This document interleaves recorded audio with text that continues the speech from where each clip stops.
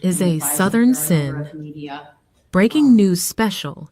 Be sure to like and subscribe now. We're going to view the vessel.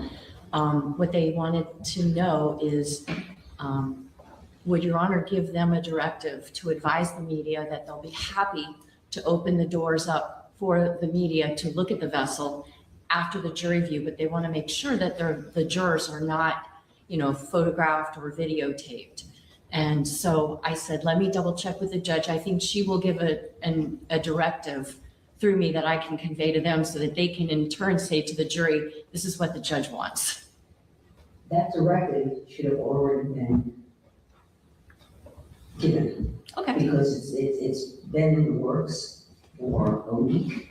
And I said that, there's legal rules that they have to follow. But I'm going to make contact with Eunice right now. Eunice, Your Honor, I was speaking with Eunice last night, and she sent out an email either late last night or this morning to all the media outlets, giving them specific directives as to this trip is no different than any other court proceeding, and the decorum and the rules are applicable there as they are here. That they're not to contact any of the try to make contact with any jurors. There's no statements. There's no interviews. This is purely. You're going to be very insulated. Yeah. Because the way it's set up is there's a gate. It's a lock gate, and from my instructions, they're not permitted past that lock gate.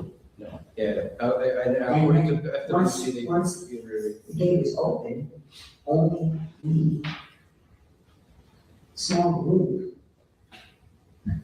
are going to be permitted to actually drive through the gate. And it's not a quarter mile, it's like it's actually paved. And then I guess you go, what happens after that, you go down another road to get to a clear area where the road is. I didn't do that part though. I suspect that that's how it's set up, but no one's going past that gate, but the people in the caravan of vehicles are going. That's it. That was the directive. And so I don't know if to see jurors going in and out of that van as far as I understand. And according to the FWC, the boat is nowhere near. It's not. It's not. Because I couldn't see it. Yeah. When I pulled up, so it's not there. No one's getting to the gate. The jurors and us. That's it. Okay. So. I assume there'll be no drones.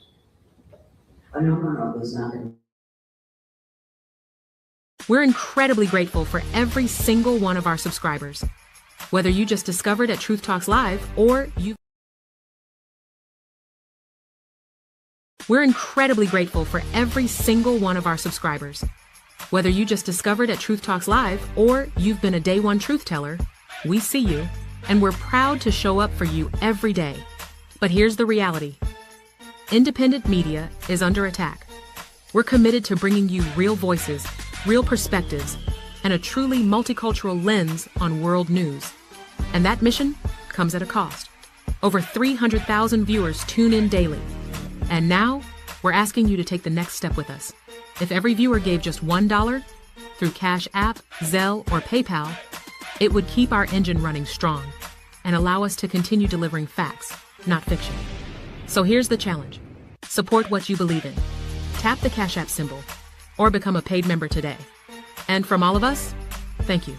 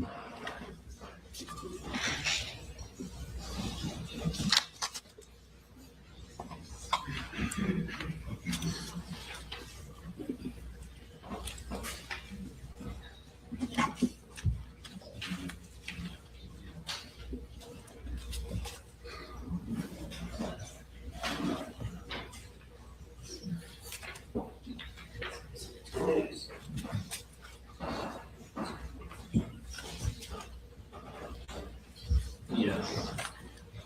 I.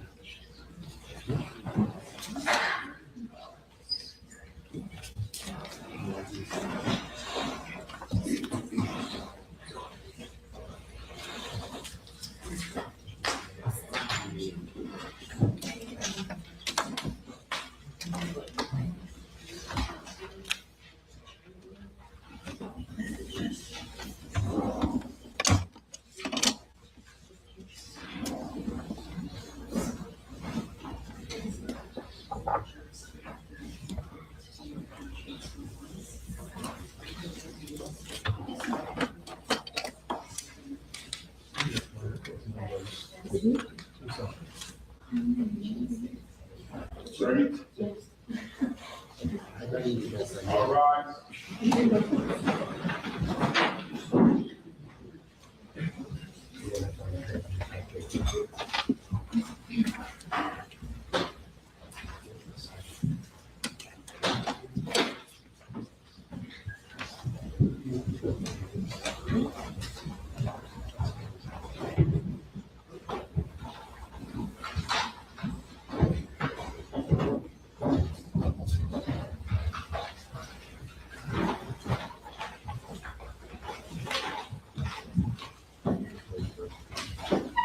Hi, everyone, please be seated, thank you.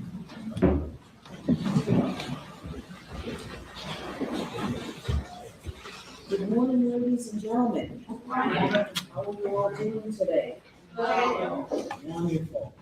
Let me ask you some questions. Has anyone seen anything in the news about this case? Been looking for it on the news, have you? No? Read anything in the newspaper? How about social media?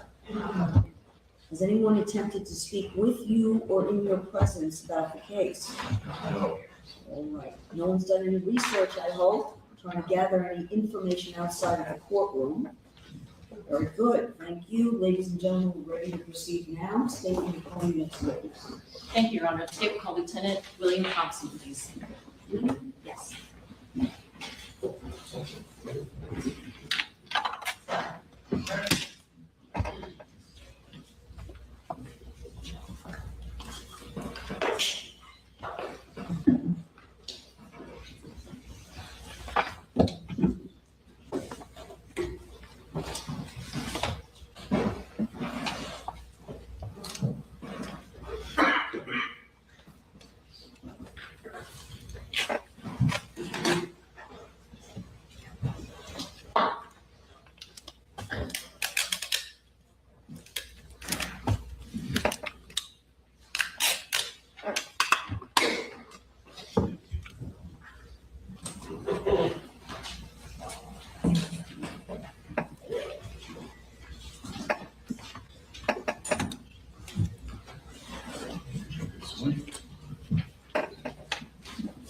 Sir, please step forward, face the clerk, and raise your right hand to be Do sworn. you swear affirm testimony about to give will be the truth, the whole truth, and nothing but the truth? I do.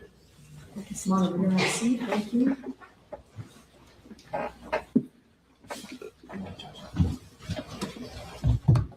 Please keep your voice loud and clear on the microphone. And you know it's pointed one way, the jury's this way, so keep your voice to the left or right. Yes, ma'am. Thank you.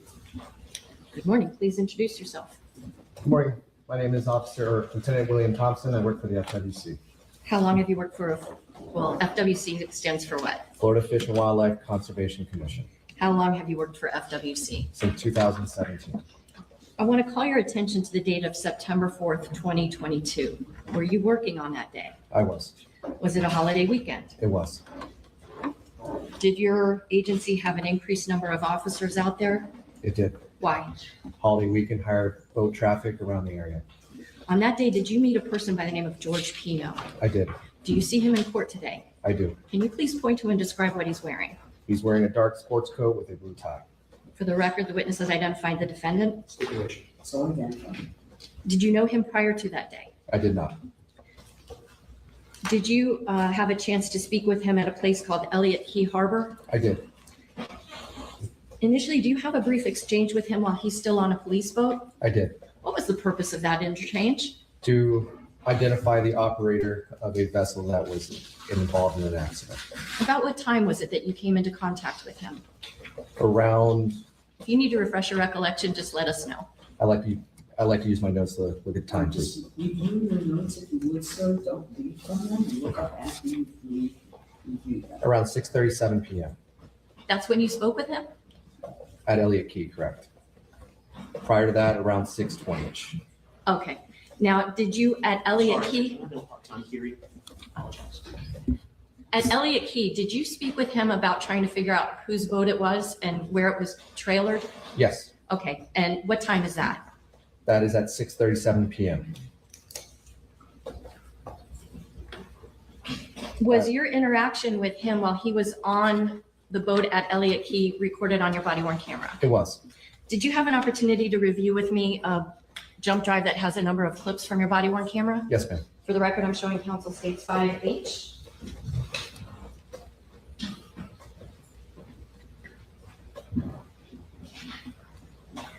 Lieutenant, do you recognize any writing on this exhibit? I do.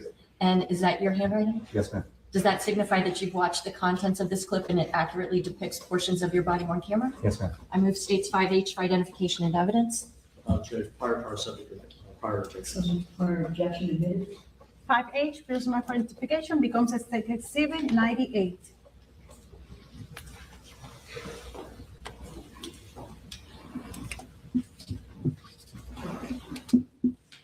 Lieutenant, the first clip that's on here,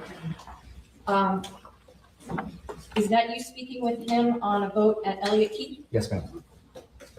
And was it daylight or nighttime at that time? Nighttime, Do you remember about what time it was? 8:16 p.m.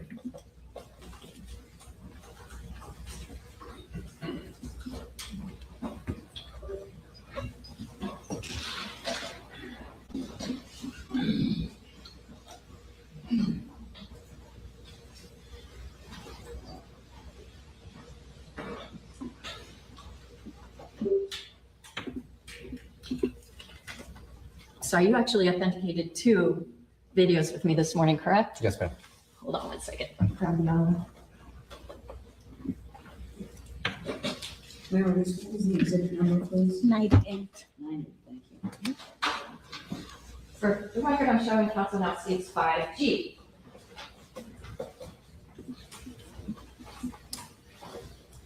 Lieutenant, same question.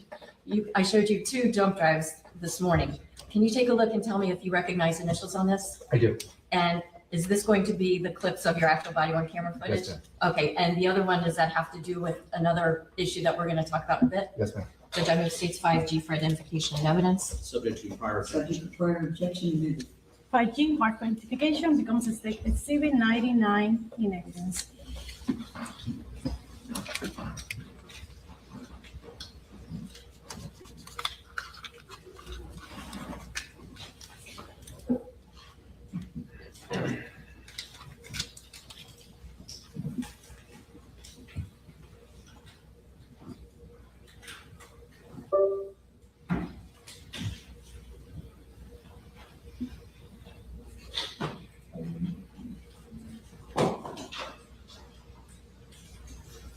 For the record, the state will now publish the statement that's labeled 1, statement 1.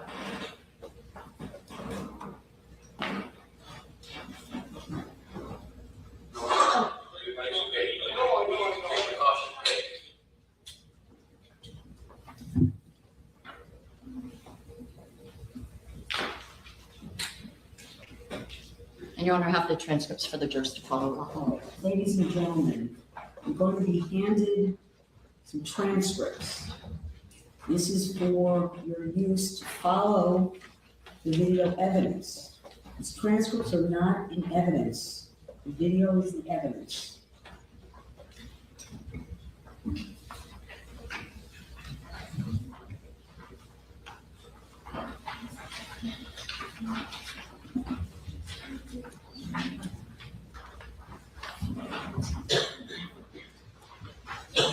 Judge, do you need one?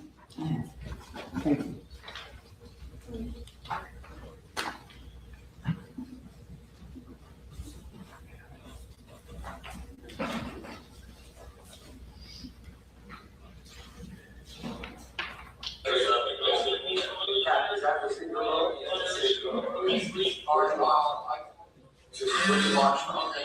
So we're ready to launch.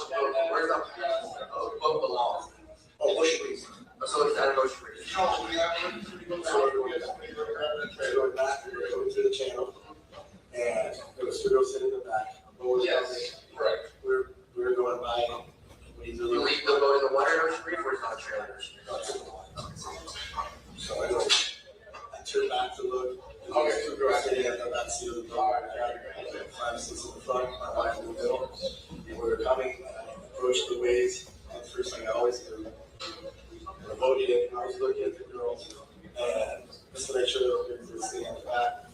And the next thing I know, I hit the wave, and I'm trying to swing, and the right side of the boat, the left side of the boat, hit the bottom. Okay. So, do you have a trailer for that? The boat goes back to Ocean Reef, and it's still wrapped. Okay. So usually I'm behind the path. You got any more of the 3 that were on the No, they're still, where are they? They're going to, riders was like, one of the hospitals up in Miami, they're once in Moses. I mean, we'll keep you updated as we go along. Okay, we'll keep you updated as we go along there. Go ahead and get your captain's name.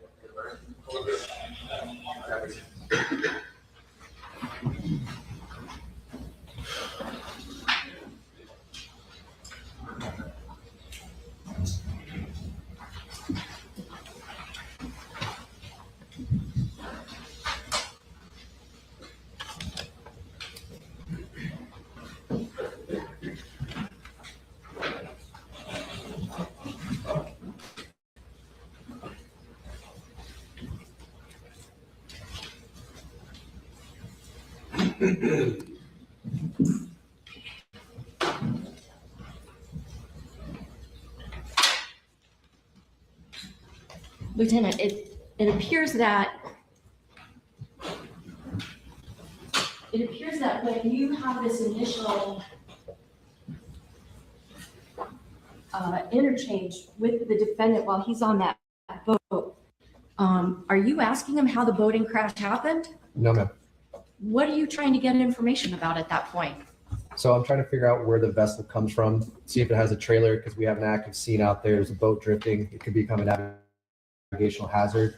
So at that moment, I'm trying to see if there's a trailer. I have people on land trying to coordinate on how to get that boat out of the water so it's not in the way of other boat traffic. So if he has his own trailer, the goal is to use his trailer to transport that boat.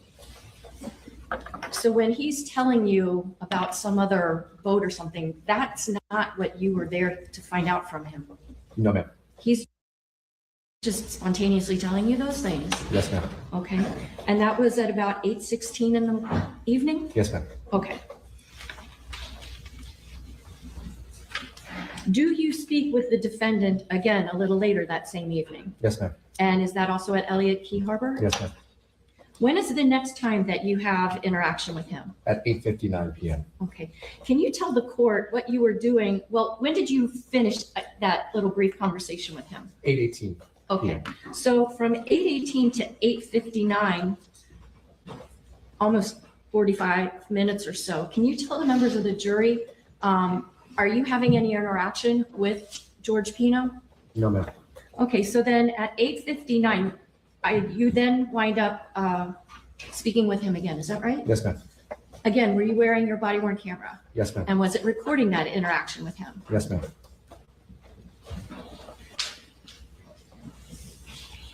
At that point in time, do you have any sense that he's committed a criminal offense?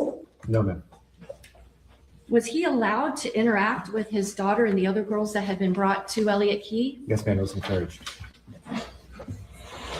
Now, when you speak with him this second time, can you tell the jurors, what was your aim? Second time I spoke to him was to conduct a boating accident investigation. So I wanted to sit down with him and get the specifics of what he remembered that happened or occurred during that time. Where is it that you speak with him? At a park bench. Were there other officers around you? No, ma'am, not that time. Did you raise your voice to him? No, ma'am. Did you order him around? No, ma'am. Was he cooperative with you? Yes, ma'am. Was he handcuffed? No, ma'am. Did he require any assistance to walk to that picnic table? No, ma'am.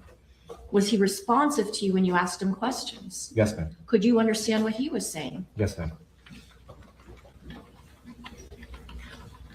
Do you wear your body-worn camera on that night, the same place where we see it right now on your uniform? Yes, ma'am. Okay, so it's basically at chest level. Yes, ma'am. When you're seated opposite the defendant and recording this interview, do we see his face? No, ma'am. You see his chest, if anything. During that interaction with him, did you ever ask if he'd been drinking alcohol? No, ma'am. Does he tell you anything about drinking alcohol? He does. What does he say? He tells me that he had 2 beers. Okay. During that interview, do you make arrangements for fire rescue workers to come over and check him out, make sure he's okay? Yes, ma'am. He was bleeding from the elbow. I wanted to make sure that he was okay, so I had fire rescue take a look at him. All right. For the record, I'm not going to publish the statement on the state's evidence, style 2, statement 2. Counsel, did you have questions? Oh, yes, I do.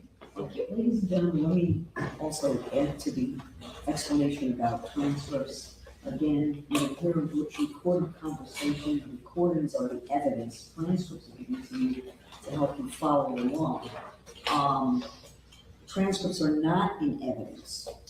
If there is any discrepancy between what you see on the transcripts and what you hear in the recorded conversation, you must rely on what you hear in the recorded conversation as the evidence.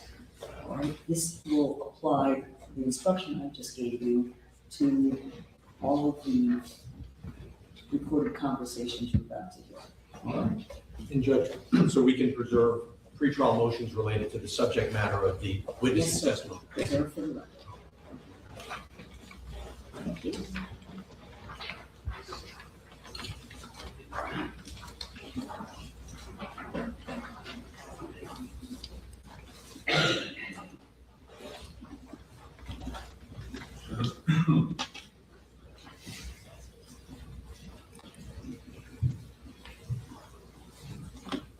Working at WC. I do all voting accidents at series. Every time someone says something gets life-flighted, that's when it comes. So, right now, I don't update my office, just getting to the hospital. So, they all went to the same spot, my medical staff won't give it that update until my guys get there. They won't go to the pharmacy, they'll know who's actually calling. So, my guys are about 10, 15 minutes away. So, everyone that's over there.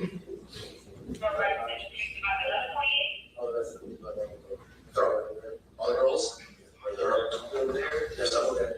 There's some who's over there. I think no, there's somewhere in there. All those girls are fine. A little bit. So right now, last I had an update was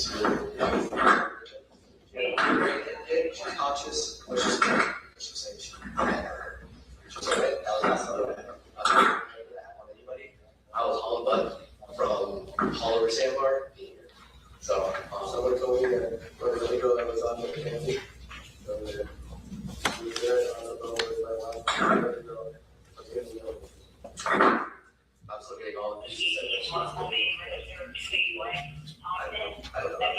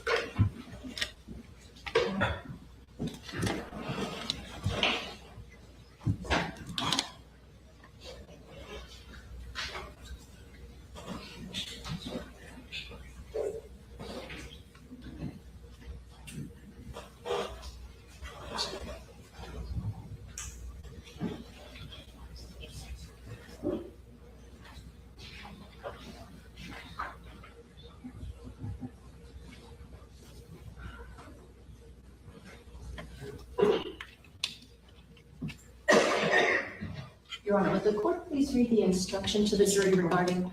Edited recordings. Yes. Ladies and gentlemen, I had read it to you yesterday, the other day. There may be portions of these recordings that have been edited to eliminate irrelevant portions, okay, that would not add to your understanding of this case. Please, that should not concern you in terms of how you evaluate the evidence. And it must not impact you as to how you view or consider the evidence. Thank you, Judge. Mhm.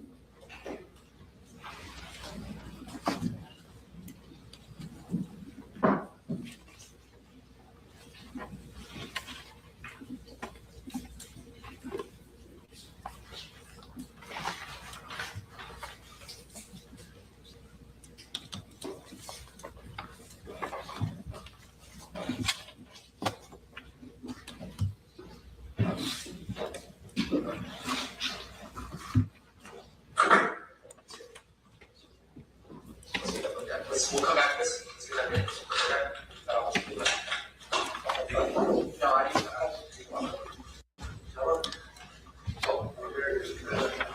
I need to get that. Look at. Hey, well, what do you guys do? Fire rescue? Waiting for you guys from a gash in his elbow. How? He's waiting for the gash in his elbow. What do you guys grabbing? Fire rescue? Yeah, we're taxing the boat. We should be able to talk about it in a second. How that fire rescue?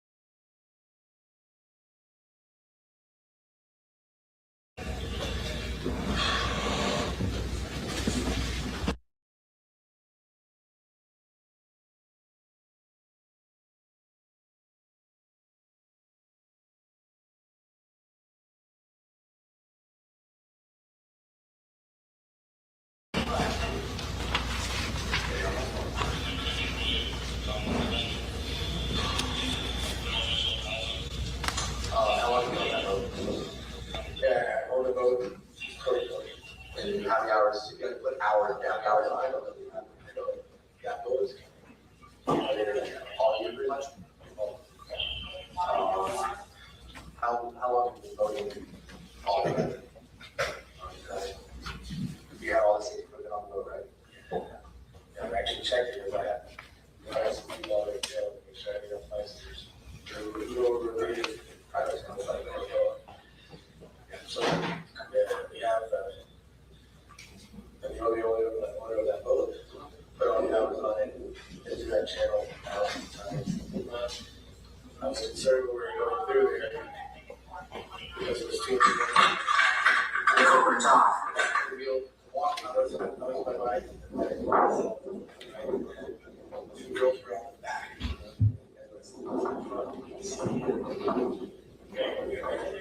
We were going through the last marker. There was no going through. So how do you do the waves? Okay. I don't know. Okay. How do I do the waves? And I go to the waves, look back at two girls that were sitting there. Okay. And I was a little concerned. I told my wife, watch, I don't remember exactly who it was. It was Bogle, pretty sure it was Bogle, and Medea. Okay. So I turned around, and I said, hey guys, watch out, hold on. I'm trying to get you guys on the back, if you guys around, they're right on the back. And as soon as I said it, I was going through the wave, and I looked, and the wheel, I guess when I did one of the days, the wheel turned a little bit. A little bit as I was coming back in. I lost a little control. I think I sure. And it was I'm pretty sure it was the left side of the boat that skidded. The left side of the boat, mine came in the front. Trying to get away from me.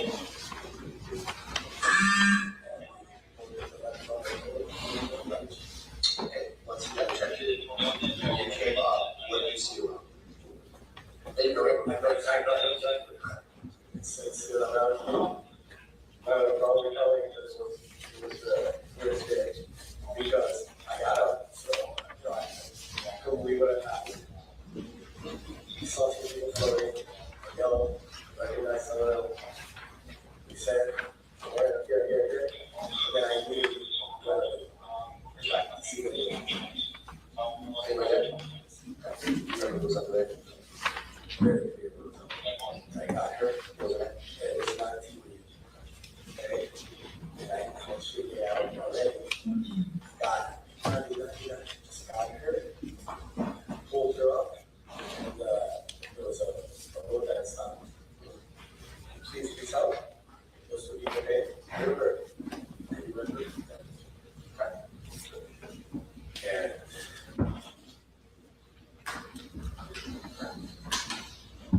all right, so the people that I waited over got mad, and then I wasn't sure there was one people. Was there one? And then I get back up and go out, a little bit out of breath. And then two more people showed up. And they're like, come on in.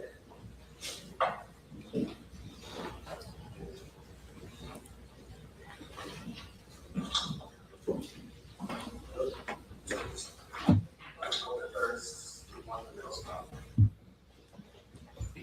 Take breath. Take breath.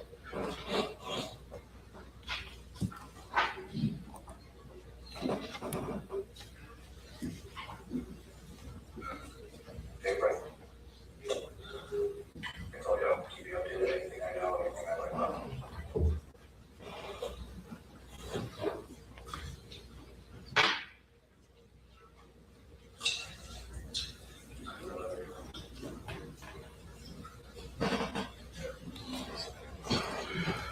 They were comfortable models.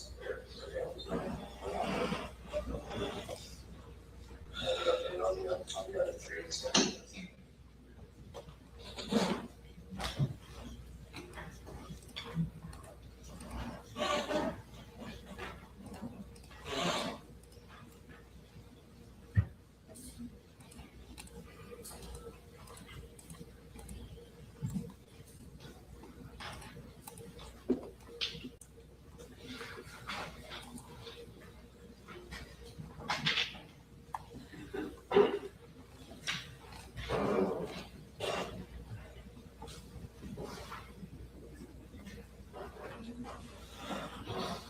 I'm going to ask for consent to search the GPS and the engines and see if there's any engine issues, if the engine's revved, because the GPS will show us the track. I would love to get a consent to search the GPS, the engines, and the phone. So that's why I want to see what the GPS is telling me. I want to know if the engines, once you get that wave, did those engines over-rev when they hit the wave, and then did a lot of prop when it came through the wave, it's spun twice as hard, and that's why control was lost. I would like one of those. I'll get a form, we'll sign that form. No, that's not really what it is. I want to know what caused the accident. So we'll sign that, and then right now, we'll pull the boat out ourselves. We're gonna take it to our, I'm just, I can't not tell you about these things. I just want to put it out now. Yeah, we're pulling it out now, we're gonna put it on a trailer, we're gonna walk behind the gate at my office. There's a bunch of persons and stuff in there. That's why I need to do the search too, so I can get all the purses, all the bags, all the personal belongings out there too. Yeah, I mean, we're gonna be there because everyone's personal belongings. Let me get the paper and pad, so I can write down what the top goes like.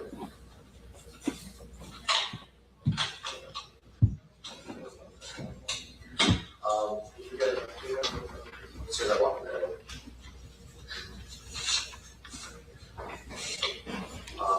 And then in a minute, I'm going to ask for a written statement from you and then a seating chart of where everybody to your recollection is sitting on the boat.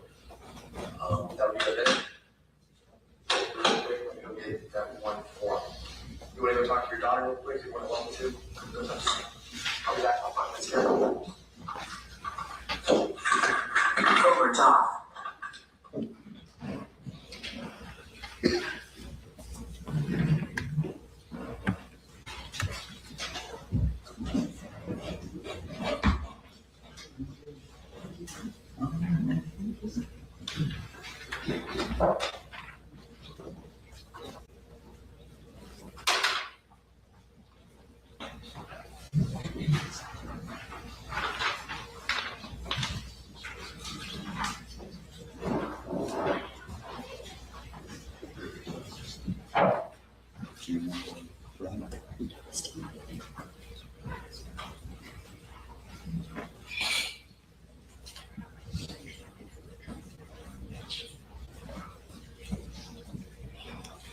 What time did you stop speaking with the defendant to go and get some other forms? 9:13 p.m. The recording that we just heard, is that exactly the way that you and the defendant were interacting with each other? Yes.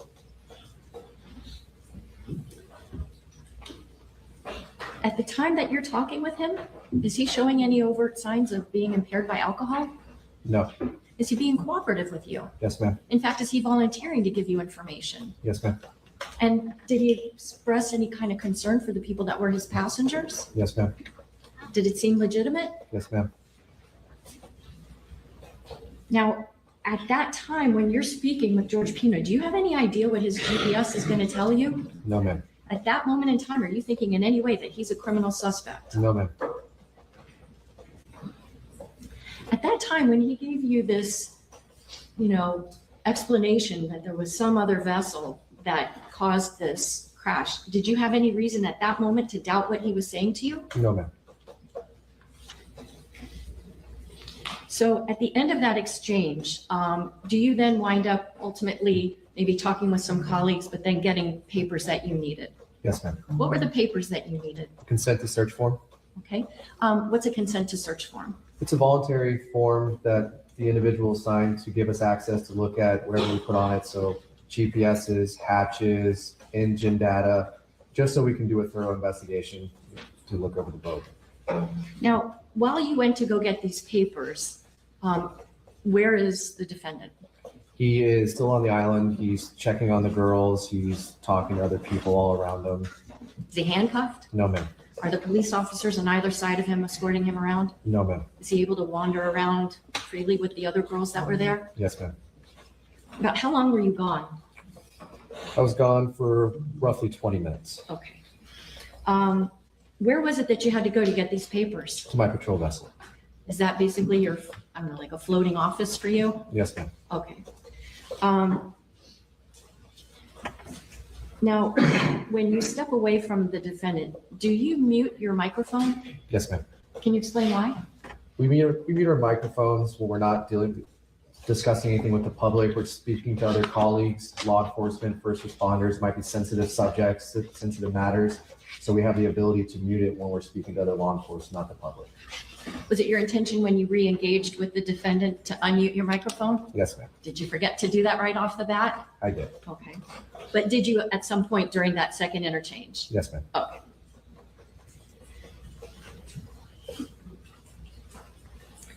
Now, did your body-worn camera capture some images of the defendant while he was interacting with the other girls and on that island? Yes, ma'am. And is that one of the clips that you reviewed earlier this morning? Yes, ma'am.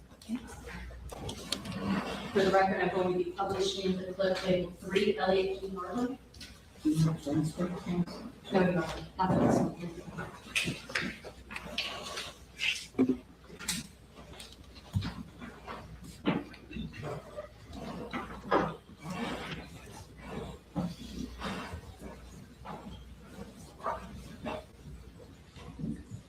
And at this time, is your microphone on mute? Yes, ma'am.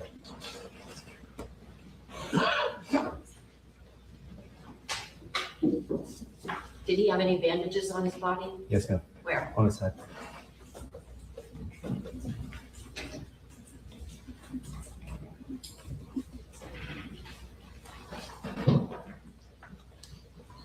Your Honor, may the witness have permission to step down for a moment? Yes. Yes, ma'am.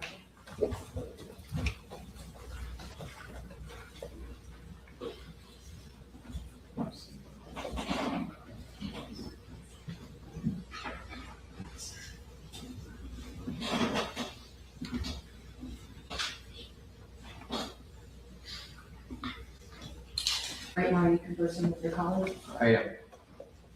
That person you just saw with the writing on his head, who's that? That's you know.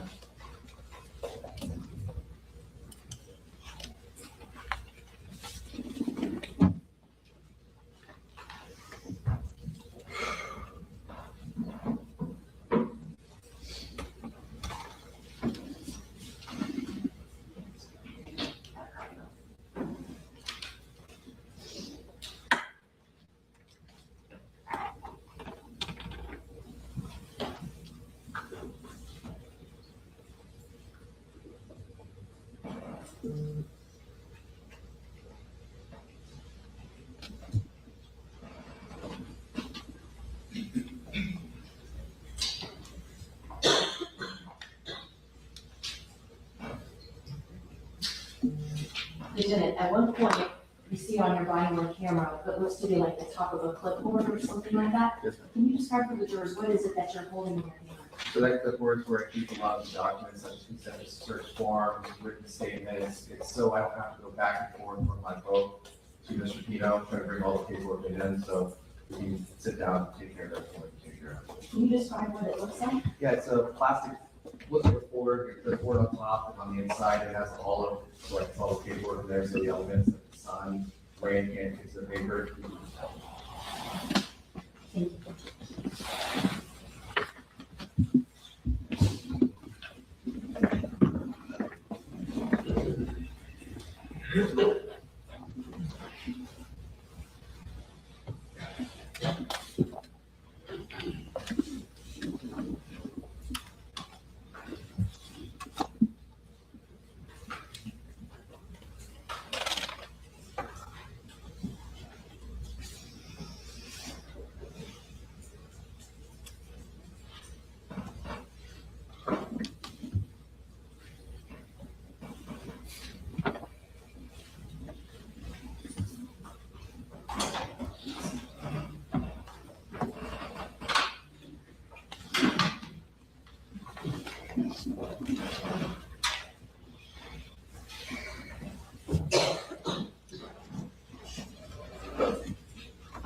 After that 20-minute or so period of time when you had gone to go get these additional papers in your clipboard of sorts, do you communicate again with the defendant? Yes, ma'am. Where do you make contact with him? He's sitting on a bench with 2 young ladies that were passengers in the vessel. I asked him if he'd come back over to the park bench that we spoke at earlier. And what was his reaction? Cooperative. Did you have to entice him to come with you? No, ma'am. He just instantly said, okay, no problem. Yes, ma'am. Did you have to assist him at this point walking over to the table? No, ma'am. When you are with him at that table, is your body-worn camera still recording? Still video recording. But what about audio? No, it is not. Okay. Did you, in fact, show to the defendant a form called the consent to search form? Yes, ma'am. The record I'm showing counsel states 1P for identification.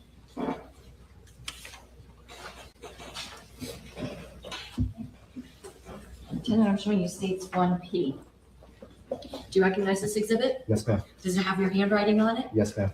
And is this an enlarged copy of the consent to search that you showed to the defendant on September 4th, 2022? Yes, ma'am. The record I move states 1P for identification and evidence. No objection. 1P, marked for identification, becomes State Exhibit 100 in evidence. Lieutenant, would you please read what is on that consent to search form? It says, I, George Pino, owner, operator of fishing vessel, documentation, DO 1294732, having been informed of my constitutional rights to not have a search of my property hereinafter mentioned without a search warrant and my right to refuse to consent to such a search, do voluntarily consent to search the following equipment: GPS units, engines, hatches, bags, personal belongings, etc. The above equipment may be searched for all data, including but not limited to waypoints, track lines, marks, routes, events, position data, and dates by special agents or officers of the FCC. Technical assistance such as authorized dealers, technicians, or manufacturers' technicians, or other FWCC enforcement designees. I further understand that anything or any article that may be found during the search may be used as evidence against me in any criminal or civil trial. Your Honor, may the witness step down again, please? Yes, ma'am. Lieutenant, first off, who fills out the name George Pino up here? And what is this documentation number? Documentation is an identifier of the vessel that Mr. Pino is operating. It's a federal documentation number stating a different way, but that's a federal documentation identifier of the vessel. Speaking of that vessel, was it in fact taken out of the water that night? It was not taken out that night. It took a day or two to get it out. Yes, sir. Now I see under here, I felt voluntarily consent to search of the following equipment. Using GPS units, engines, hatches, bags, personal belongings, etc. Who wrote that in? I did. At the bottom, I see a signature. Who wrote that signature? The defendant. Okay. And what was the date and the time that this was signed? 9/4/2022 at 21:31 hours, which is 9:31 p.m. Okay, and then down here, the name of the person giving permission. Who wrote that? I did. And I see name of person with missing signature. Who's that? That was me. And did you fill out your name? I did. Below that, it asks address and telephone number of person giving permission. Who wrote that information? I did. And at the bottom, again, there's another signature of person giving permission. Who wrote that The signature? defendant. And then the signature of the person witnessing permission? That would be my statement. Okay, thank you.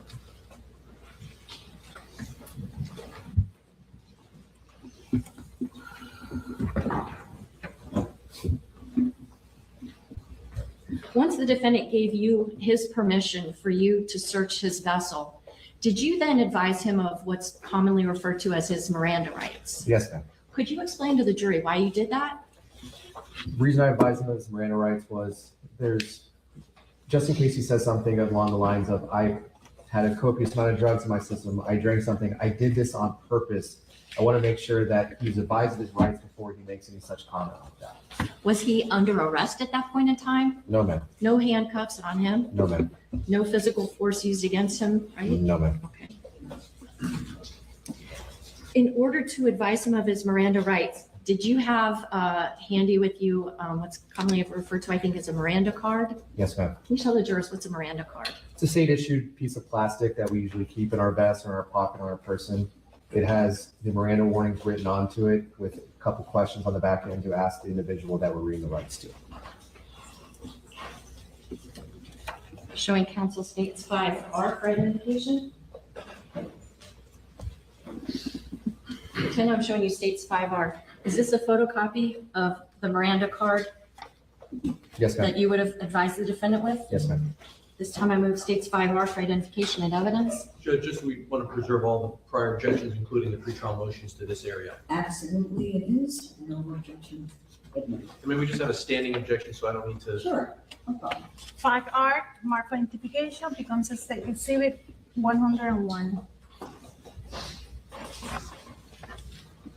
Lieutenant, would you read from this document what you read to the defendant in the same type of tone that you read it to him? Yes, ma'am.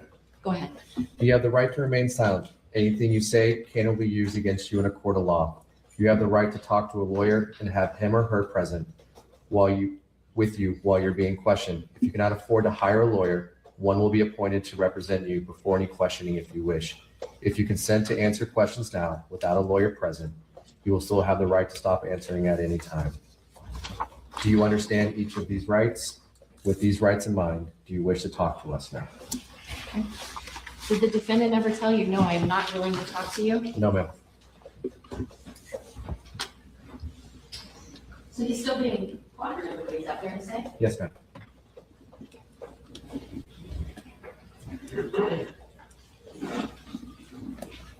Lieutenant, I have 2 pages here. Is the actual card, like, there's printing on the front and the back? Yes, ma'am.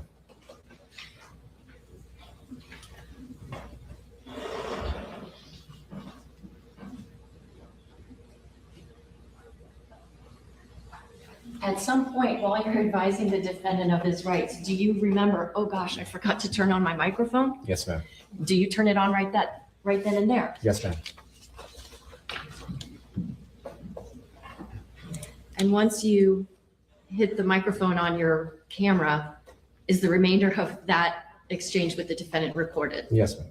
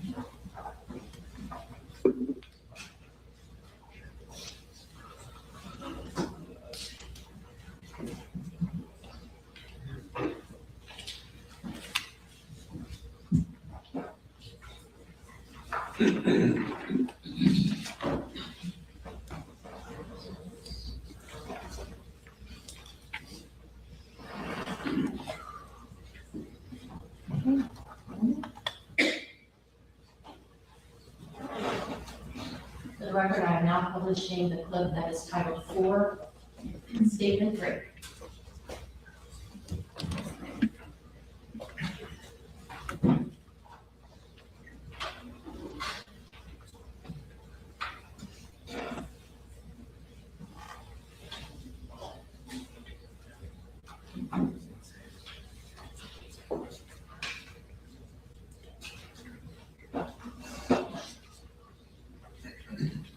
Your Honor, may the witness have permission to step down again, please? Yes.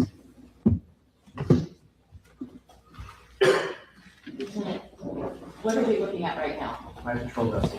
Is this where you went to retrieve that consent form? Yes, ma'am. And did you in fact start filling it out? Yes, ma'am.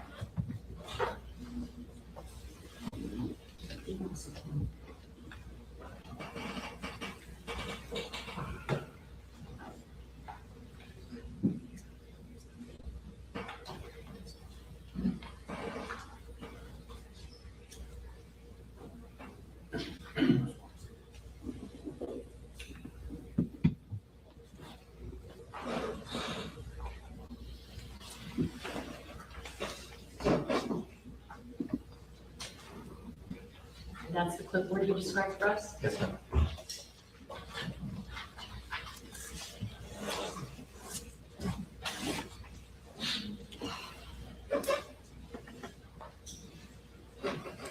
just saw a young person with a life jacket. Was that one of the girls that had been dropped out? Yes, ma'am.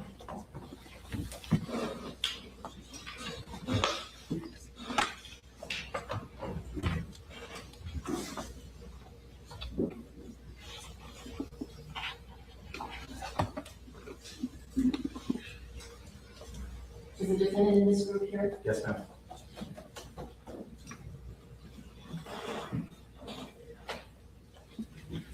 It's a little blurry, but as we approach. Who was he interacting with at that point? To the passengers of the vessel. Was there anybody from fire rescue with him also? Yes, ma'am.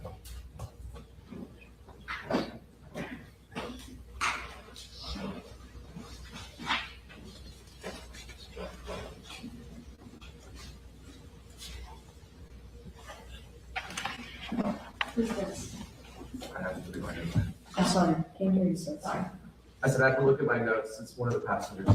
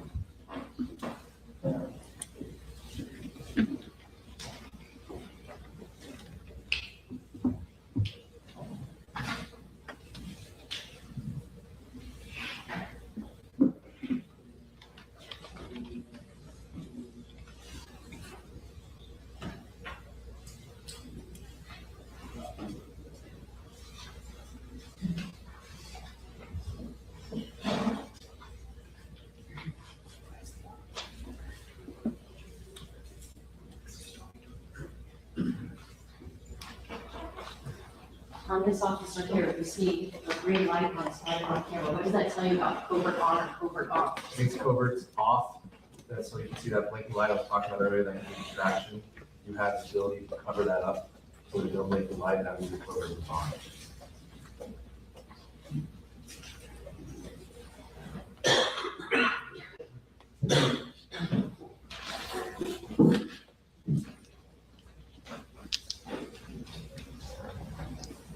Is that the form that we see in the bottom of the screen? Yes, ma'am, that's the consent search form.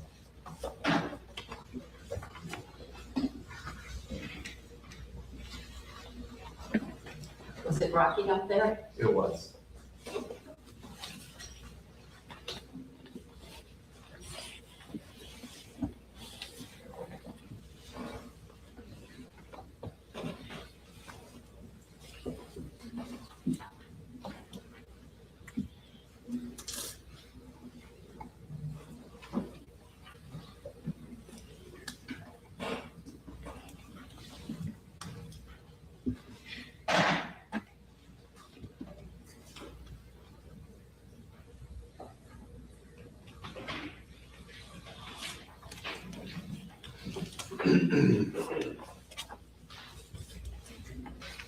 Is this the picnic table at which you speaking to the defendant? Yes, ma'am. And at this point, is he actually walking with you? Yes, ma'am. Are you guys side by side? Not directly side by side. But we can't see him because he's not in the field of view. Correct.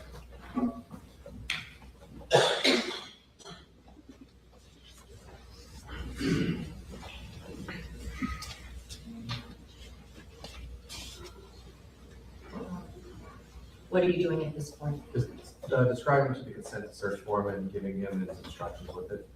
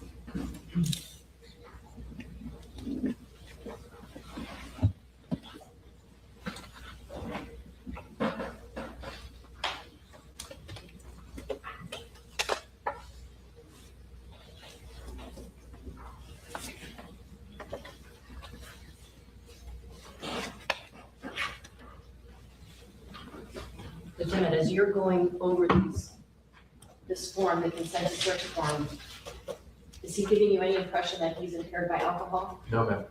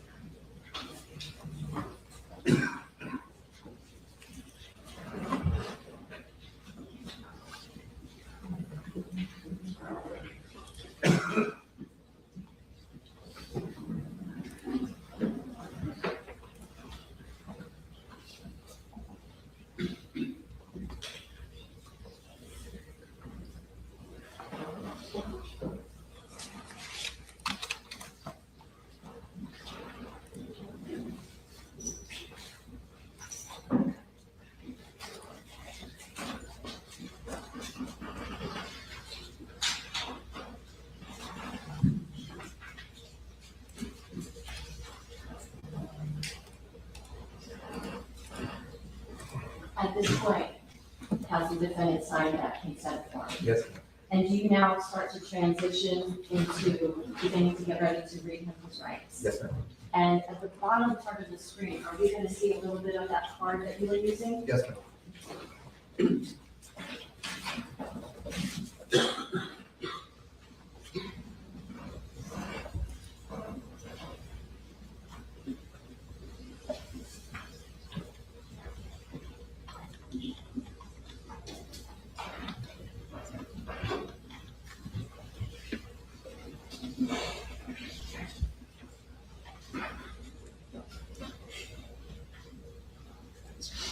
Is that it there? It's actually toward the top of the Is it screen. right to talk to the lawyer after president, the lawyer makes question, or the item of, when we appoint representative, you can bring question if you wish, you can send in 10 questions now, without a lawyer present, you have the right to stop answering at any time, if you understand these rights.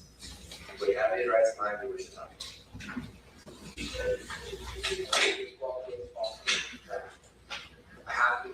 I have to do different things, I have to go voting exit report, and I have to do our entries, so just in case you say something along the line of like a bunch of drugs or something like that, it's that they try. I have to read your rights. It's your right as a U.S. citizen. I have to read it. You wish to answer my question?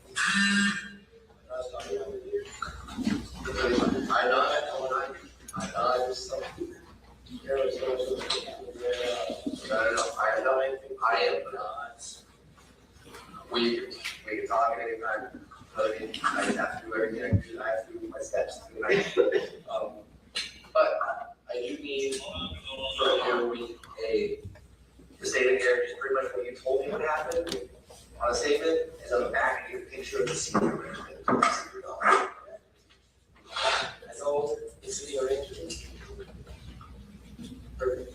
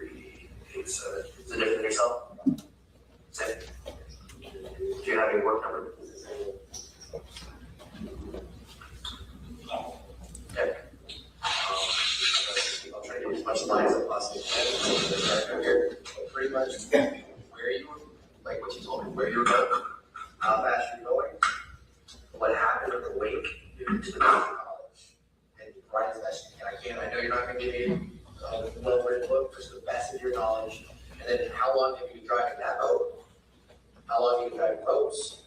Then you check your safety. Everything is over, check your safety gear, every single thing. Go to write all that, please. This is the last thing. No, that's fine. That's fine. I started with, sufficient man. So, what's the first thing you want? The diner? That will be down the back. We'll flip it over and we'll just draw it out. Give me from before the accident, so we were going.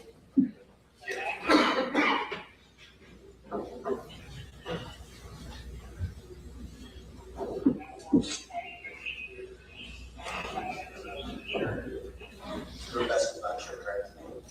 It is true. You know the pulse number in there? 91. It is true. You are the pulse number of punches. The pulse. Lieutenant, we hear somebody say 9112. Correct. What's 9112? That's my call sign. Okay, can you explain to the jurors real quick, like how it is when you're communicating on police radio? So we communicate via call sign, so every unit, every supervisor has a different number, so what you're hearing. Standing plus, you know? So what you're hearing there is, that was a supervisor that was on land asking about the insurance company for the vessel that was in the accident. The reason for that is, we're trying to get that boat floated and get it to land, and it costs a lot of money to get that done. So what he's working on, while I'm speaking to the defendant, is getting the towboat or seaboat that we usually use to get out there and go through their insurance, so it doesn't cost their agency the money to get that floated.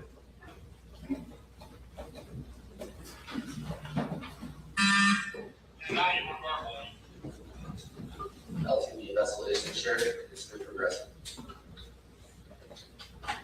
What does LT mean? Lieutenant.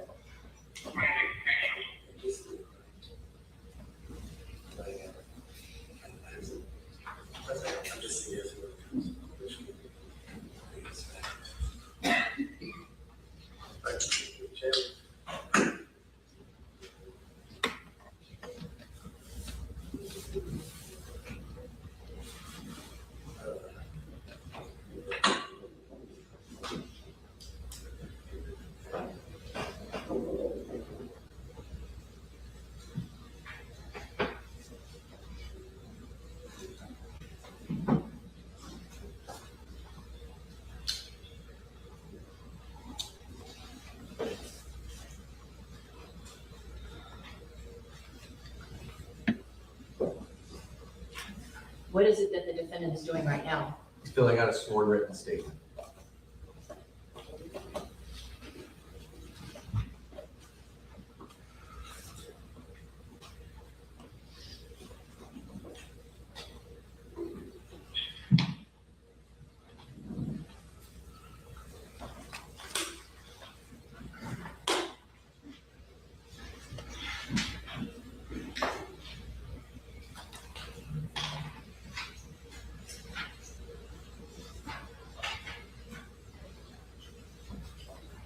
Did he seem to have any difficulty writing this statement? No, ma'am. Are you wearing a kill switch?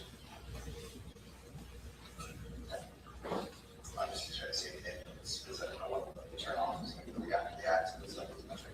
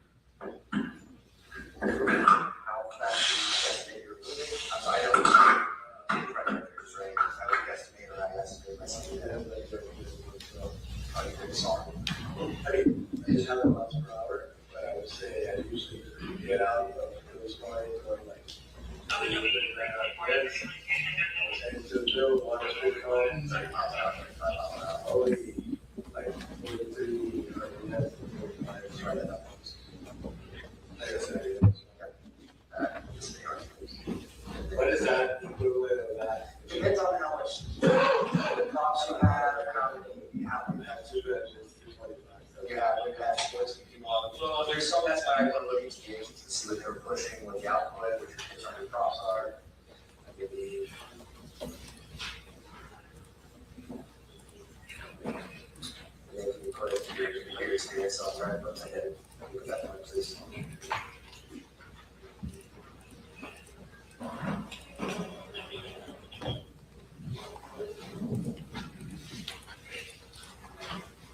Okay, and then how experience I'm trying to kind of.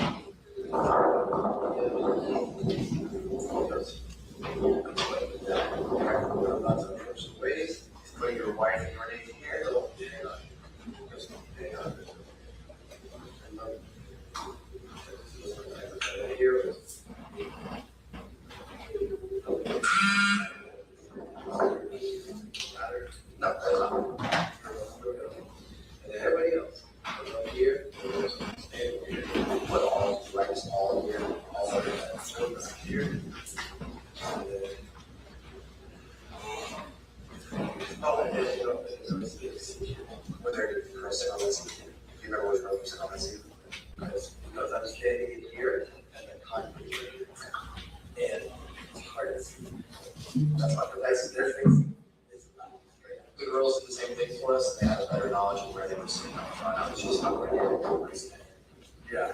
But I'm doing a best I can. Okay. I'm going to tell you, sure I know. I'm doing a best I can. Yeah. I mean, do they remember this or like? Singing, not singing.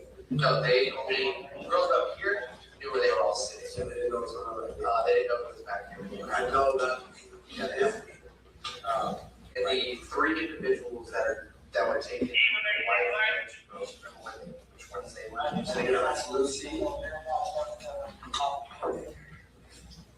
Lucy's up front. Yeah. Okay. Lucy got.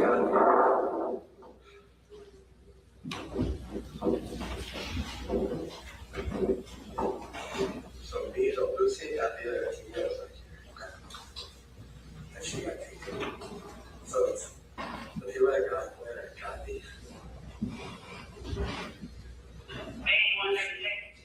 And then go over the run here. I mean, got the Lucy run. Yeah. I'm over. So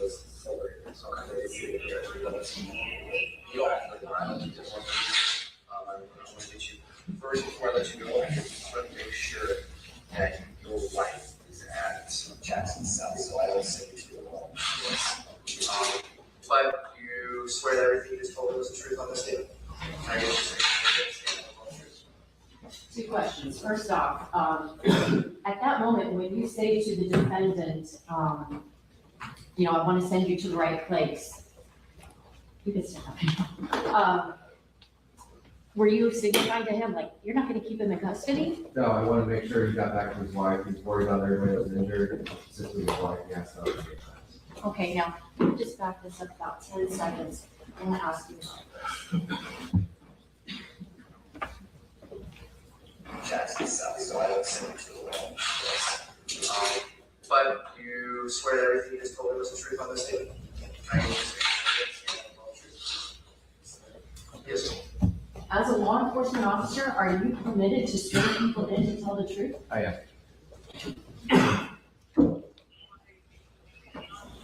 Let me know. You want me to try to put the initials, but I remember, because I do remember. We'll come back to that. Looking at it, and you see people face.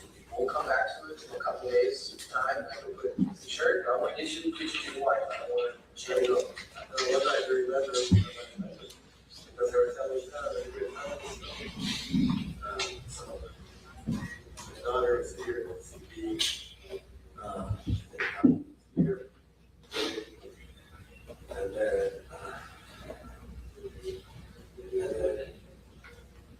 really? I don't remember. I mean, I know they were up here. I'm gonna ask you to write one more thing for me, so I don't forget it, after the accident happened, you went on the road to the. Yeah, yeah, actually, I don't recall if she was like under or she was right next to me. They were so crazy. Could you write which individual I want to? I was pretty sure. Could you write that? Just write that after accident, I found Lucy and supported Lucy or whatever. Yeah, help it was like, she may have come out of that boat right when I was gonna go under. And when I went under, she was like right next to me. And I think because I got into the boat where the cockpit was. First, in this area. So the boat's upside down. The damage is here. It's here. And I was here. And I saw everybody over here floating. Where, if she wasn't in the boat, where was she by the damaged area of the boat? It was like, I would say, it was like right around. You put like a little dot right there for me? Put just her initials? She's not, she's fine, it's fine, that's fine, she's good. And then, So then the boat came. Yep. And then they left. And then I stayed. and that boat just took Lucy. And then I continued swimming, looking for people. And then came out, and everybody was over there. So I was, you can see everybody was there. And a guy and a girl came. So Lucy was the only one who went with the first boat. And then the other two went, and then the two went with the other boat. I don't, not those, I don't, I just see. That's fine. Will you write that I saw they were ready to be. Could you write that I was swam up to Lucy and I stayed with Lucy until the boat came? Can you write that for me, please?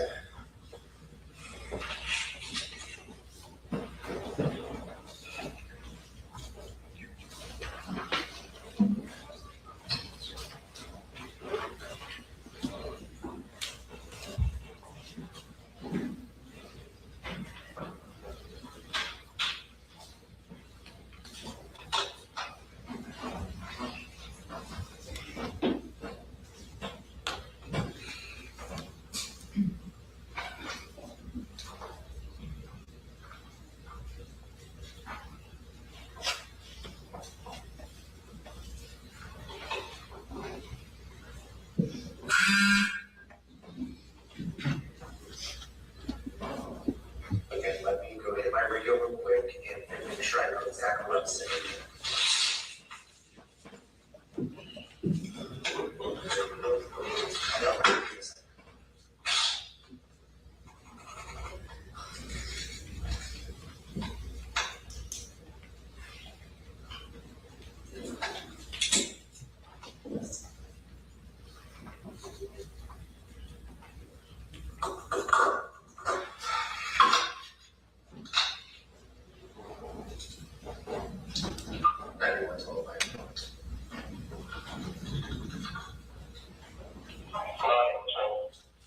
Can you just verify my hospitals? 9210. Because I can't go to. Especially since we're moving over.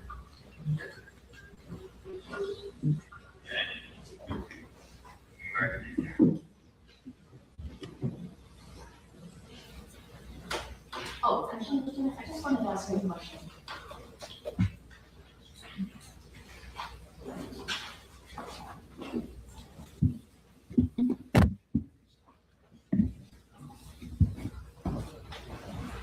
All right, ladies and gentlemen, we're gonna have to take very, actually, just one.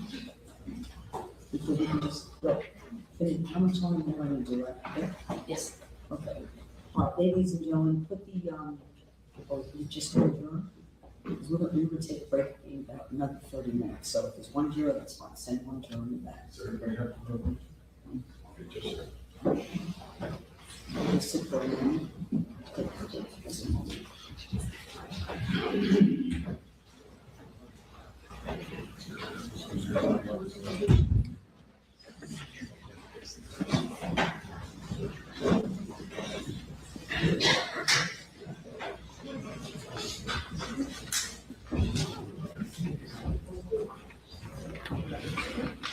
May we approach while this is going on?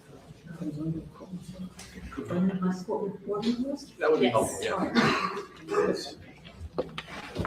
Court is still in session, thank you.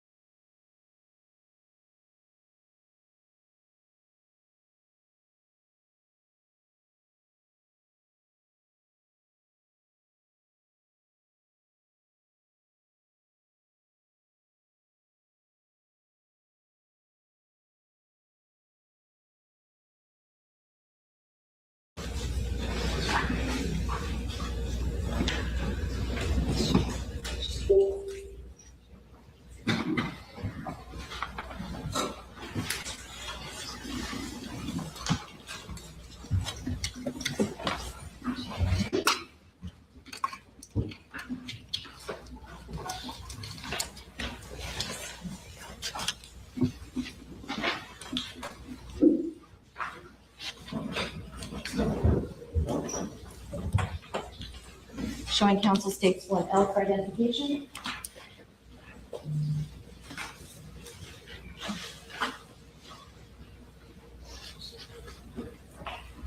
Lieutenant, I'm showing you states 1L for identification. Do you recognize this exhibit? Yes, ma'am. Is this an enlarged photocopy of the actual written statement that the defendant gave to you that we just saw the body worn camera footage of? Yes, ma'am. I move states 1L for identification and evidence. Standing objection to this subject matter. Yes, sir. Over objection. 1L, marked for identification, becomes State Exhibit 102. 102. Two. Thank you.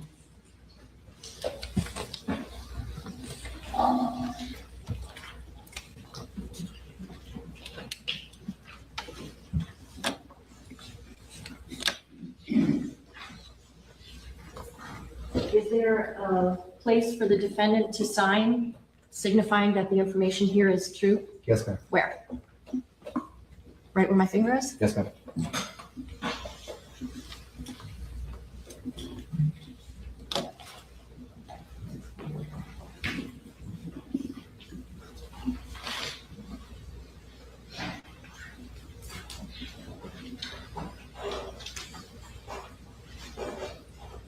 Would you please read for us the information that the defendant wrote down that he swore was true?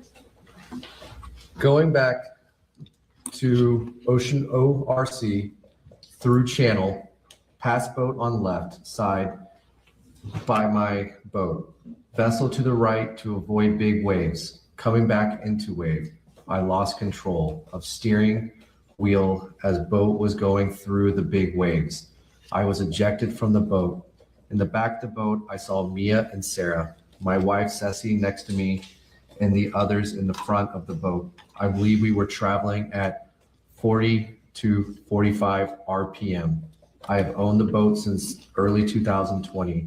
I swam to Lucy and stayed until boat came. Then I stayed looking for others inside the boat. Record I'm showing counsel now states I for identification.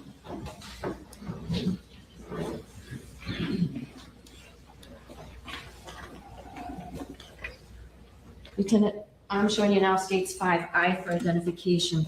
You indicated something about on the back of the form, something was going to be drafted. Yeah, seating chart. Okay, and does this show both the front and the back of the original? Yes, ma'am. So at this time, Judge, the state would move states 5I for identification and evidence. Objection. Same objection. Admitted over objection. 5I, marked for ID, becomes State Exhibit 103.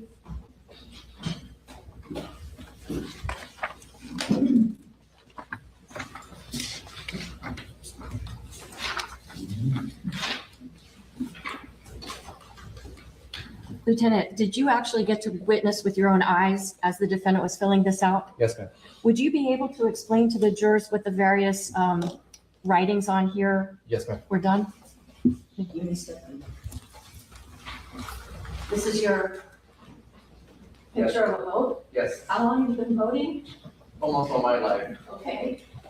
Can you walk us through, what was it that the defendant was explaining to you with this diagram? I asked him to use initials, first name and last name of people that were on the boat. The goal was trying to find the actual seating chart where everybody was on the boat and see if he had any notes of it. So as you can see, he put GP for himself, for Pino, CP for Ceci Pino, his wife. In the back, he has Mia and Sarah. Then up here, he gets KP and CP, Coco and Kasi.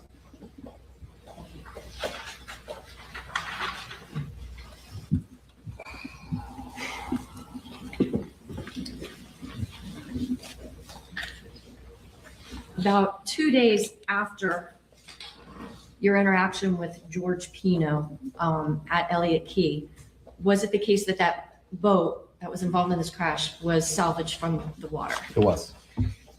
Did you, after it was salvaged from the water, conduct what's known as an inventory search of that vessel? Yes, ma'am. Can you explain to the jurors, what is an inventory search? Inventory search are used to find any valuables, watches, high valuable things, and make sure they're on the boat. We're looking for safety gear. We have the consent to search, so we're looking through personal belongings, hatches, the GPSs, the engines, trying to figure out what happened on that day. In the course of that search, did you take photographs of the vessel? Yes, ma'am.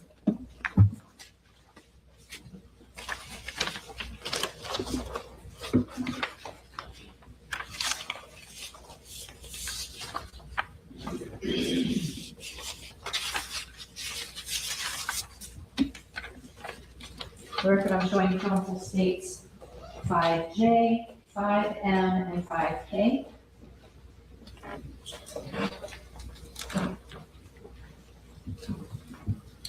Lieutenant showing you states 5J, 5M, and 5K. Do these fairly and accurately depict the vessel once it had been salvaged and you were conducting your inventory search?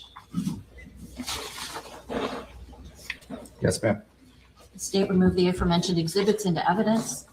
Subject to prior objection, Judge. C5J, marked for AD, becomes State Exhibit 104. 5M, State Exhibit 105, and 5N, 106. 5K, 106. I'm sorry. 5J, 104, 5M, 105, 5K, 106.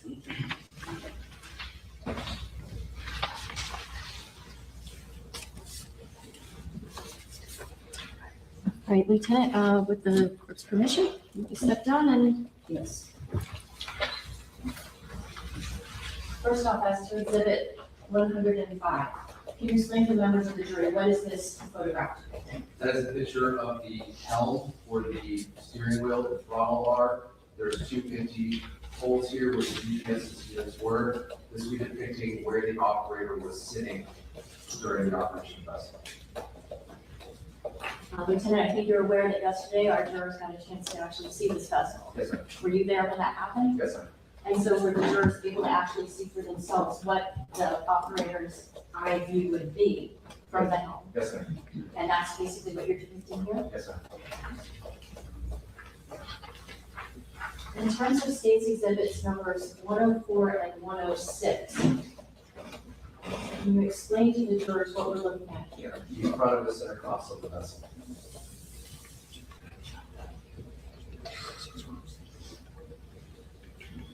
Now,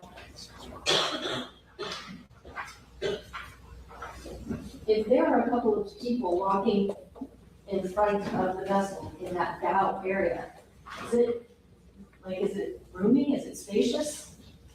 Okay, not much room at all to move around.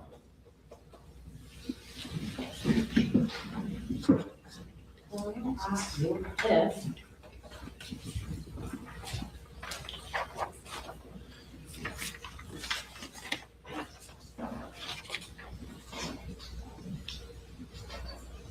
we have evidence here in state's exhibit number 11 that in the seat that's designated number 9 is the name Lucy. Yes, ma'am. Using state's exhibit number 106, would you be able to corroborate or show where seat number 9 that says Lucy, where would that be on this? So we're right here on this center, right front of the center console on this padded seat. So if I write the name Lucy right here, would that be accurate? Yes, ma'am.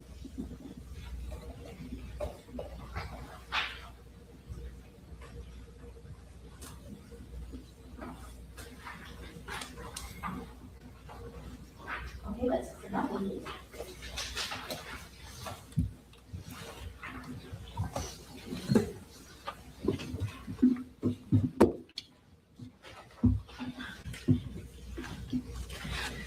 Lieutenant, in addition to actually photographing the vessel itself, did you photograph the contents of anything that was recovered from that vessel? Yes, ma'am. Showing council states 5N, 5O, 5P, and 5Q for identification.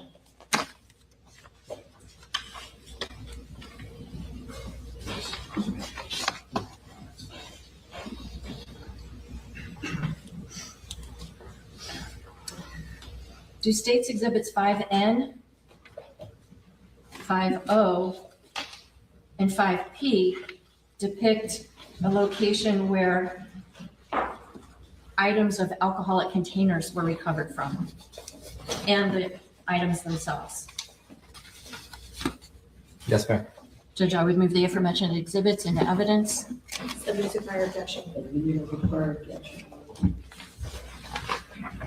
5N, mark for identification becomes State Exhibit 107. 5O, 108.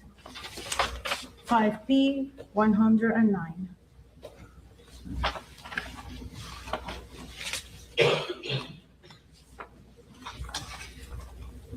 Lieutenant, if you could step down again, please.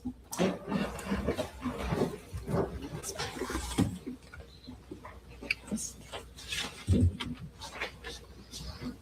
Lieutenant, so in the back part of the vessel, behind where the helm would be, there appears to be a place where there's two round patches. Well, can you describe what that is? It's a wash station. They would usually have a hose on this left little hole here, and the other one's usually used for trash. Okay. And did you look in the area where the trash would be, if there was anything in there? Yes, ma'am. In State's Exhibit number 108, is that the top of what you saw when you opened that trash pouch? Yes, ma'am.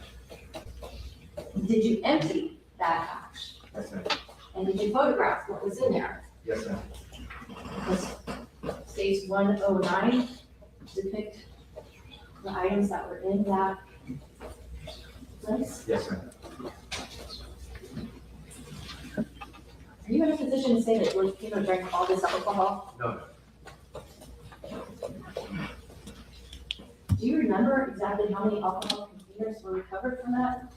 61. And I wanted to ask you also, there are two exhibits that were already admitted into evidence as State's Exhibits numbers 20 and 21. Do you remember seeing these on the vessel? Yes, ma'am.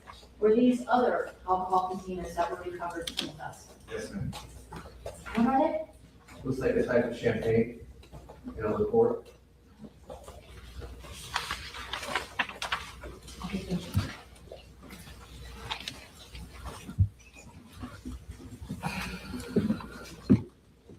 Additionally, did you recover some flares that were on the defendant's vessel? Yes, ma'am.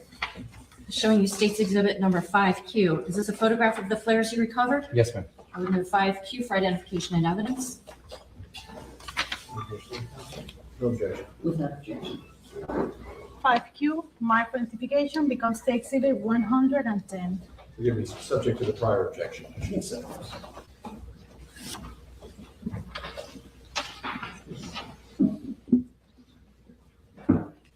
This might sound obvious, but what are flares for on vessels? Signaling for distress. What do you do if your boat becomes disabled and you have flares? You shoot off the flares, it'll create a large bulb in the sky, bright in color, so other boaters can see it. And it's known around the boating community that that's a sign of distress and that people need help. What was the expiration date on these flares?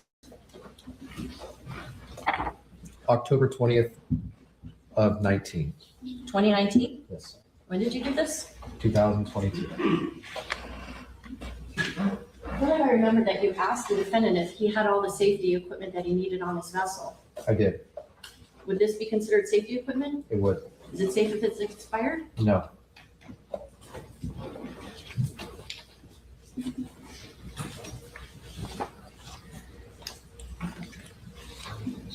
Judge, this might be a good time in the testimony, if that's all right with the court. Okay, could you keep going to the new subject? Correct. All right, ladies and gentlemen, we've been here around 40 minutes, around 45 minutes. Let's take our lunch break at this time. Please put your notepads aside and envelopes, if you would.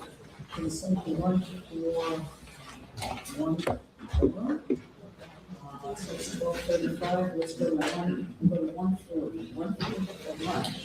When you return from lunch, please go to the jury room on the 7th floor, the inside for me to come get you. As everyone stayed excuse the jury just for a moment and the chance to go down hall. Please remember to wear your badge as well as displayed at all times. No conversations with anyone. Anyone attempts to speak with you or in your presence about the case, please advise Renee of that, all right? Very good, thank you. All right.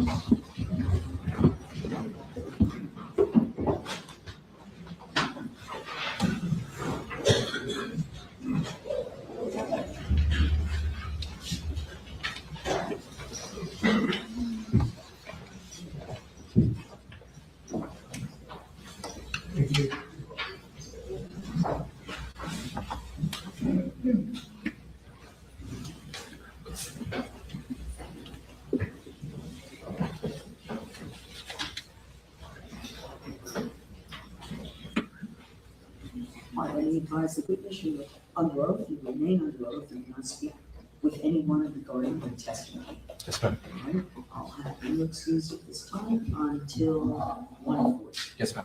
Thank you.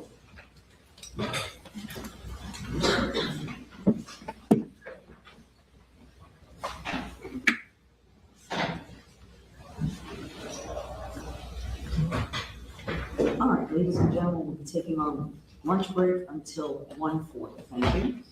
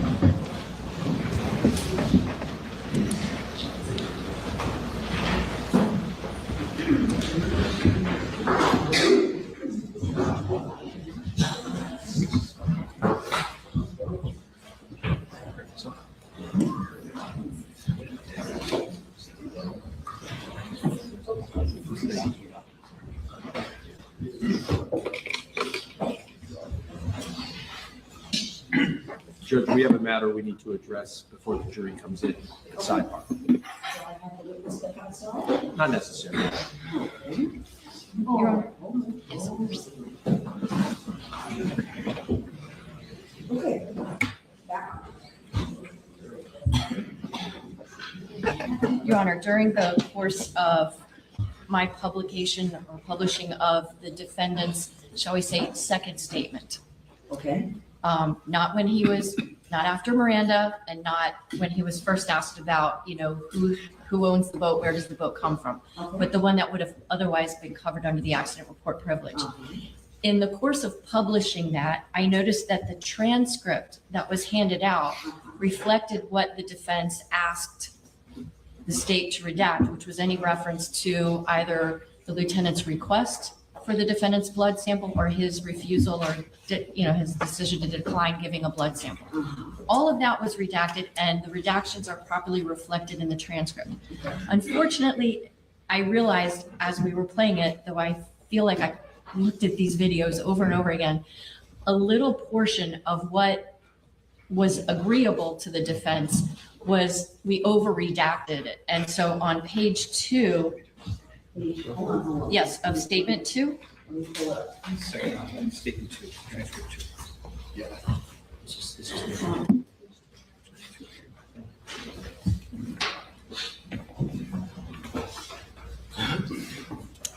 Go ahead. Page 2, statement 2. yes. So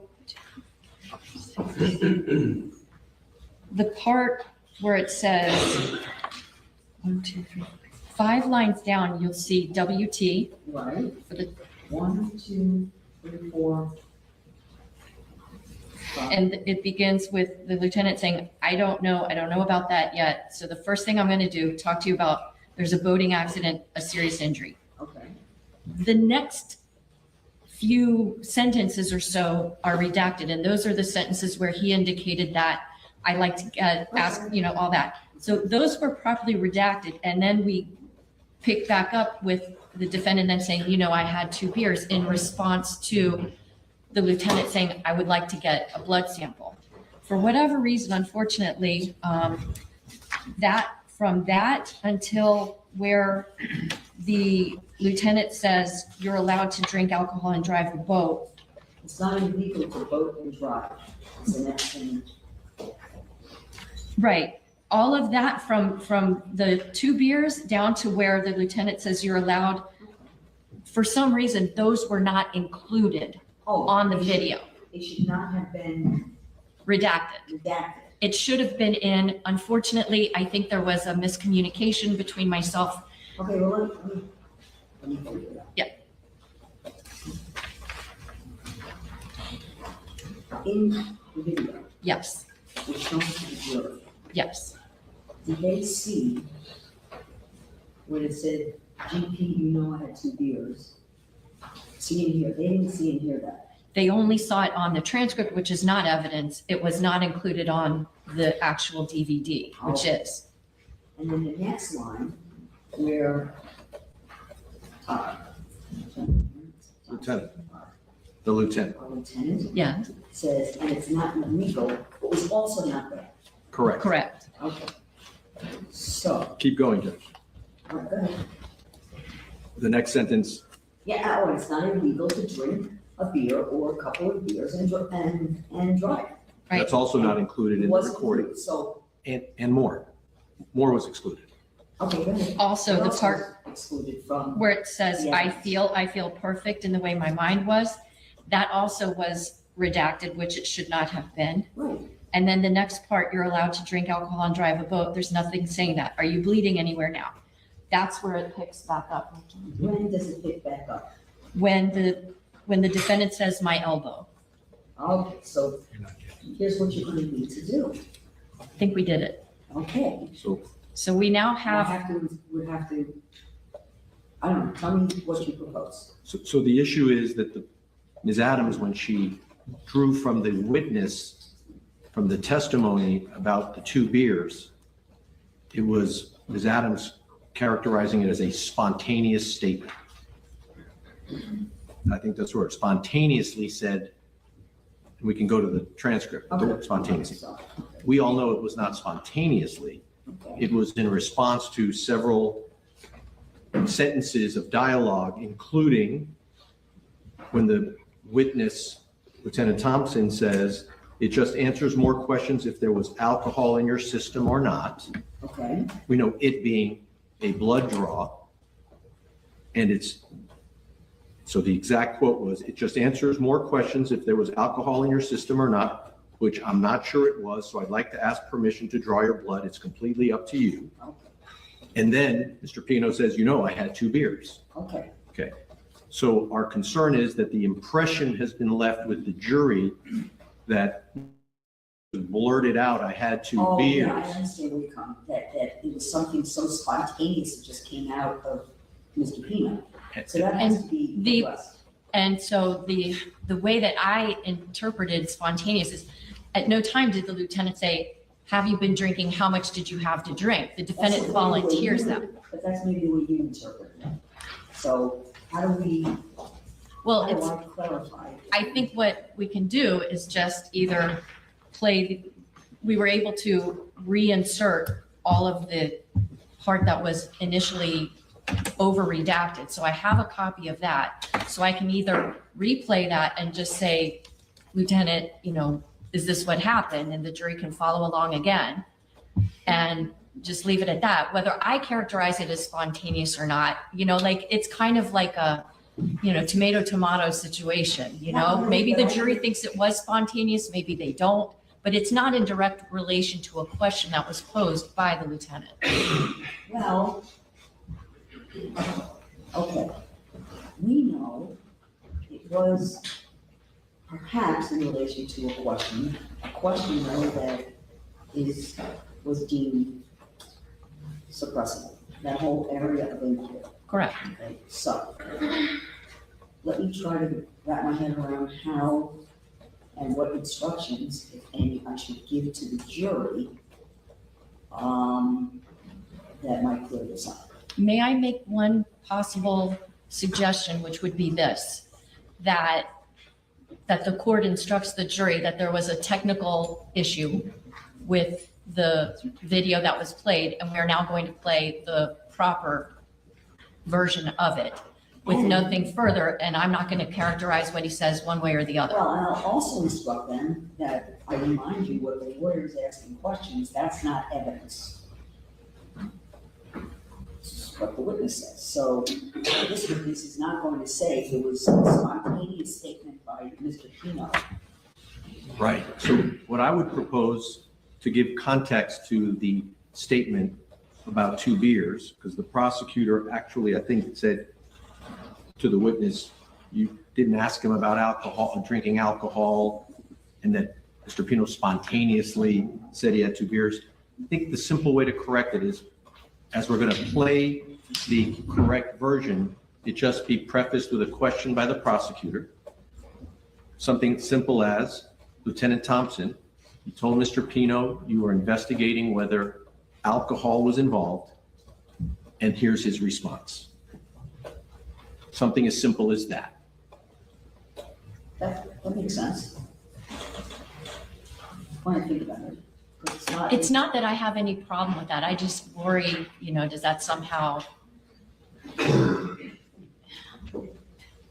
because when this is happening, the lieutenant is not asking questions. He's just explaining why he's going to want to get a sample. No, but, right, he's explaining why, but the response, and I think we can agree, that Mr. Pino had was really in response to Lieutenant Thompson bringing up this whole idea, and I could. He was forthright in that once Lieutenant Thompson brought up the idea, and it's a refusal that doesn't come in front of the jury. What I could certainly do is, and with the witness here, hopefully, I could certainly ask of him, Lieutenant, at some point, did an issue of alcohol come up? Yes. And just leave it at that, and then just play this. At that point, yeah. That the investigator, now lieutenant, raised the issue of alcohol, and in response, Mr. Pino said, and we play the tape. Something simple. If you're playing it, and you're gonna stop at a certain point. You're gonna play it from the beginning again. You gotta play the whole thing. Yeah, I understand that.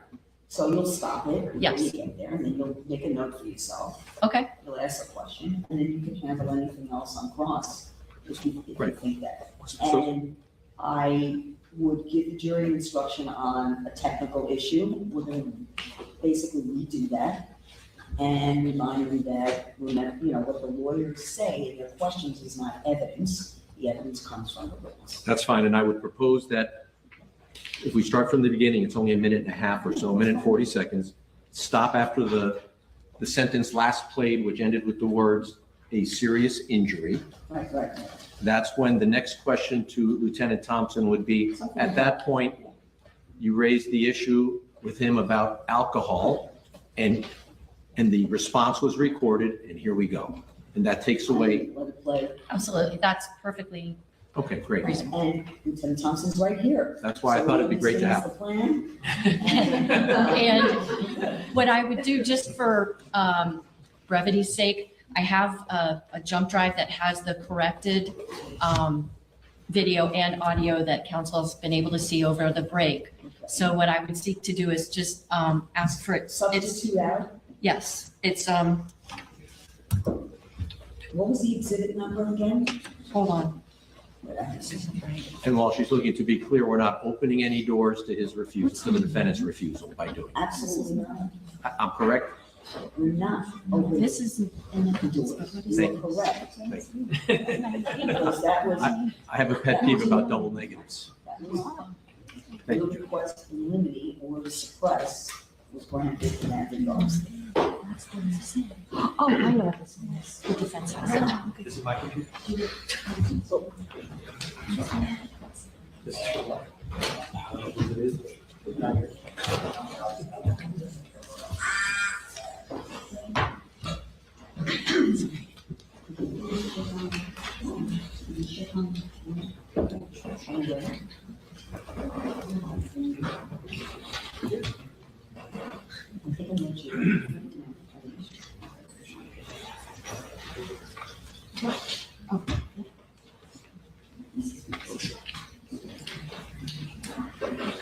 So this one next as a.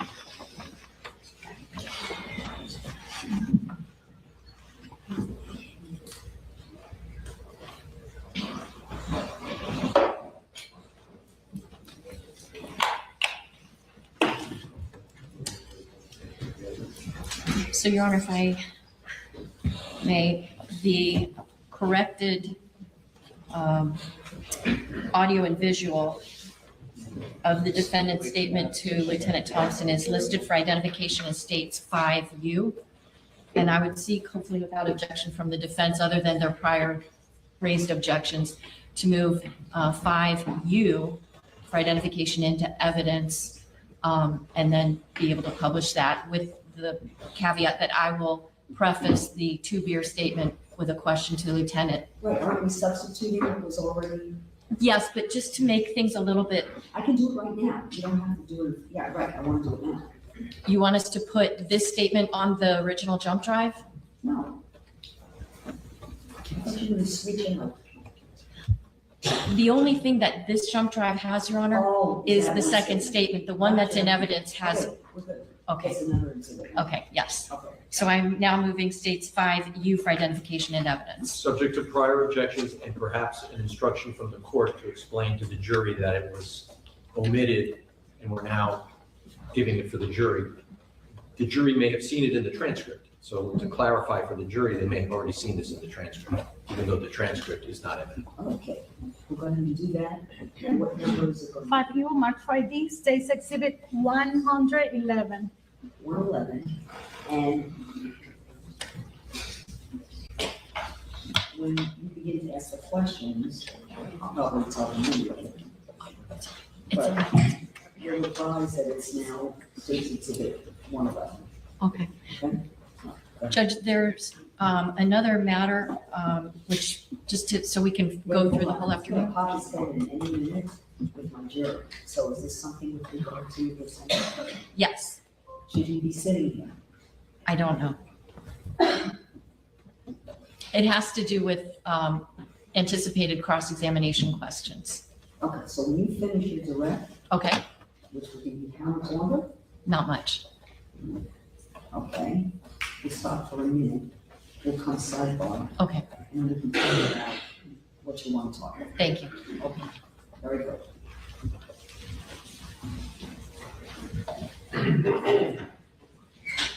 All right.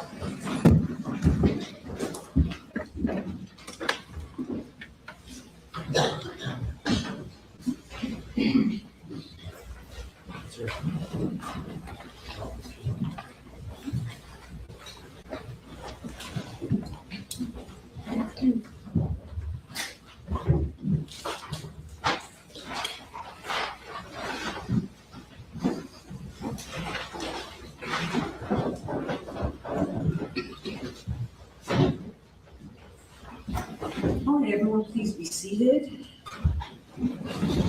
Welcome back, ladies and gentlemen. Hope you had a nice lunch. During the playing of the binary camera evidence from Lieutenant Thompson, there was a technical issue with regard to what is essentially the second statement in conversation between Mr. Pino and Lieutenant Thompson. That technical issue has been resolved. There was what you might have been reading on the transcripts was actually not heard on the video. So that's been corrected, and what's going to happen now is the corrected statement is going to be played for you. A few questions about that. The transcript can be handed out again,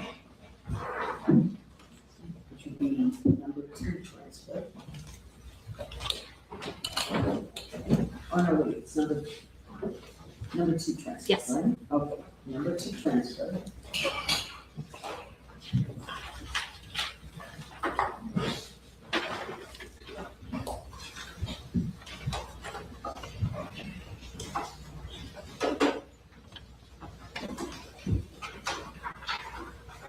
Now, I remind you, the transcript is not the evidence. The evidence is the video, the audio and the video, okay? In addition, let me remind you that what the lawyer is asking their questions is not the evidence. The evidence comes from physical evidence and or testimony of the witnesses. Okay?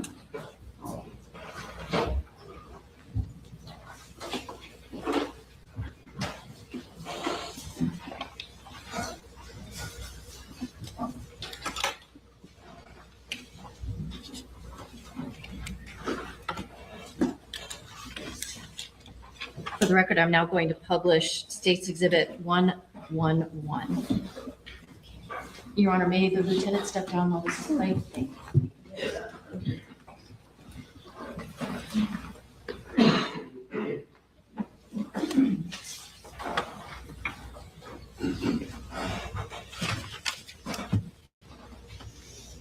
Working at WC, I do all voting actions that are serious. Anytime someone says something gets life-flighted, that's when I come. So, right now, no update, my office is just getting so y'all went to the same spot, my office, medical staff, won't give an update until my guys get there. They won't do it as they don't know if there's actually calling. So my guys are about 10, 15 minutes away. Everyone knows over here.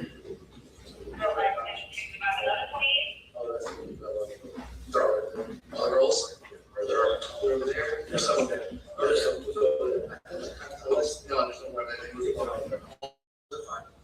The lotion.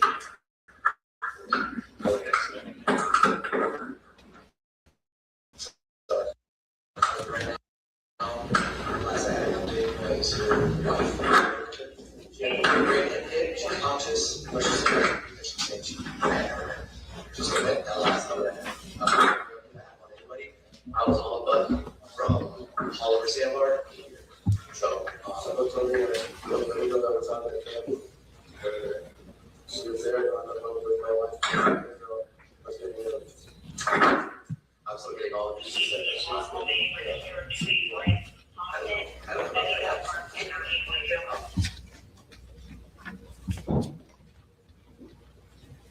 Lieutenant, I want to ask you if during this time, did any kind of issue about alcohol come up? Okay.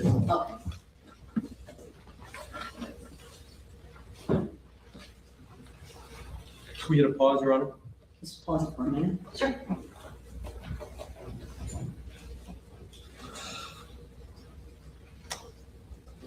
All right. Ladies and gentlemen, again, this is the portion that was not played before. And the question was asked, questions about alcohol, and this wasn't played for you before. All right, and this is the evidence.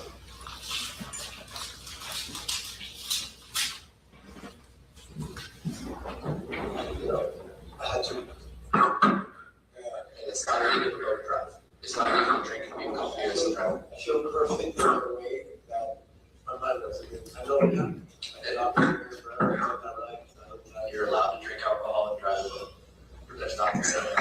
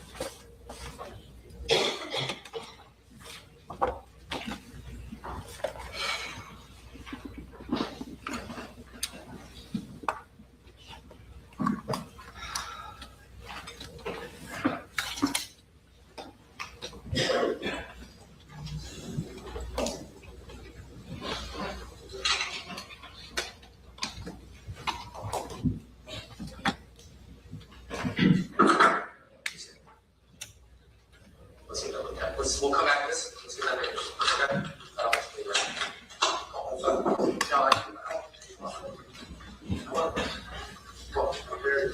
now. I need to get that looked at. Hey, well, what are you guys doing fire rescue? Waiting pretty good for like gash in his elbow. He's bleeding pretty good from the gash in his elbow. Well, what are you guys grabbing? Fire rescue? Yeah, we're attached to the boat. Just be honest, we're talking about here a second. I'm gonna have fire rescue.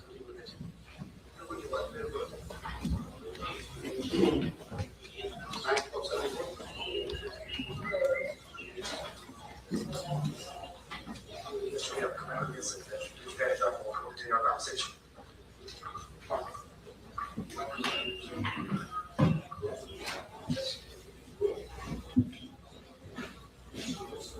So, you'll talk any questions?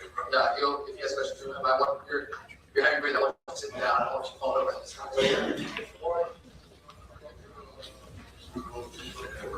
Okay. Come sit down. No, I understand, but I've heard that shallow breathing before. I've seen people fall over, and the last thing I need is for you to fall over these rocks. So take a seat for me, my friend. So are these all your daughters? This is your daughter on the boat? That's your daughter right there? Okay. And all of them were her friends? It's my daughter's birthday. Okay. And those are her girls. Celebration with them. We're heading back. I let you do. We're going through that channel, not the last one. Wait. Guess the how much.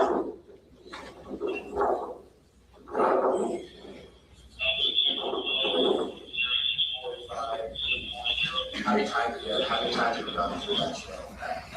Okay. How many hours do you have on this mission? How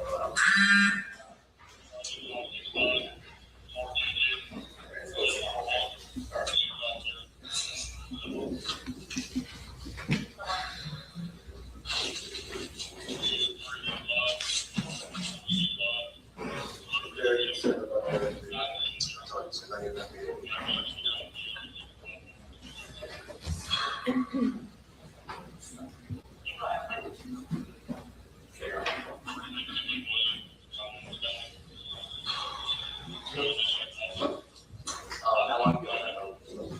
Your Honor? Yeah, on the boat. And how many hours? You have to put hours, how many hours behind it? So I think that resolved the issue of the missing portion. Oh, yes. That was what was missing previously. All right, we'll continue on.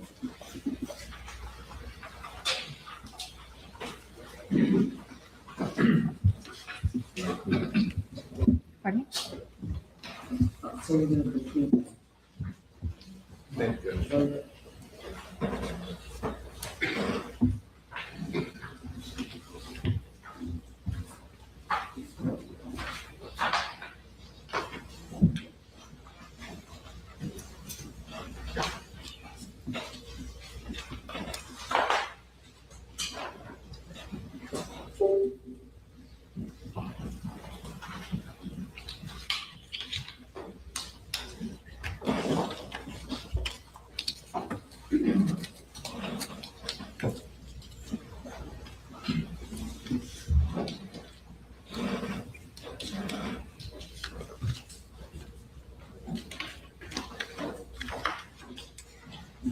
So Lieutenant, up to now, we've talked about the fact that you spoke with George Pino on the evening of September 4th of 2022.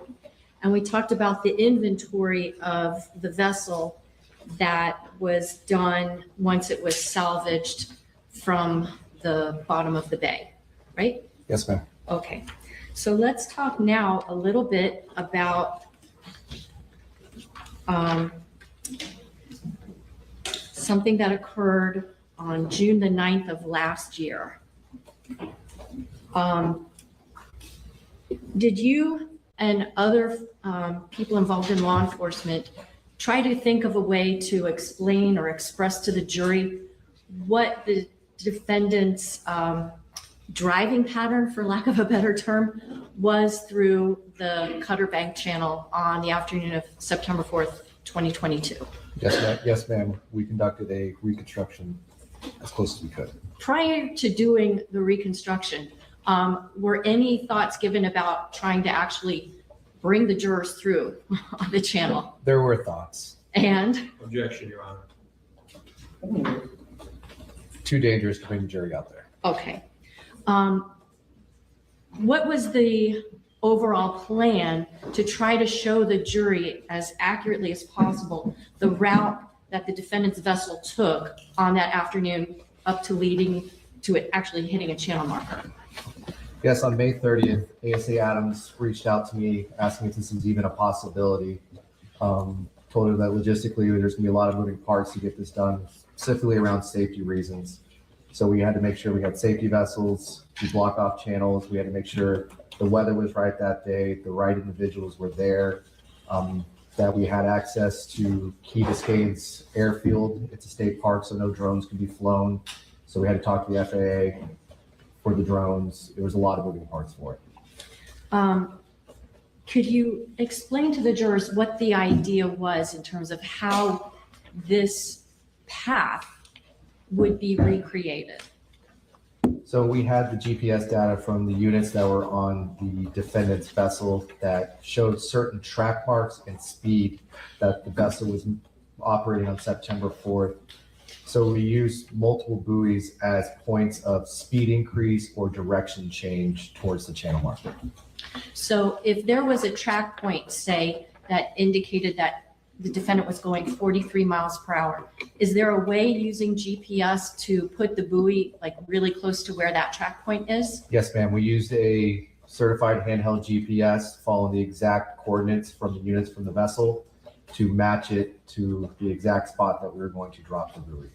Okay, and then in this particular case, were there two last track marks or track points from the defendant's vessel up until it crashed into that channel marker? There was. And did a buoy get placed in each of the locations where those last two track points were? Yes, ma'am.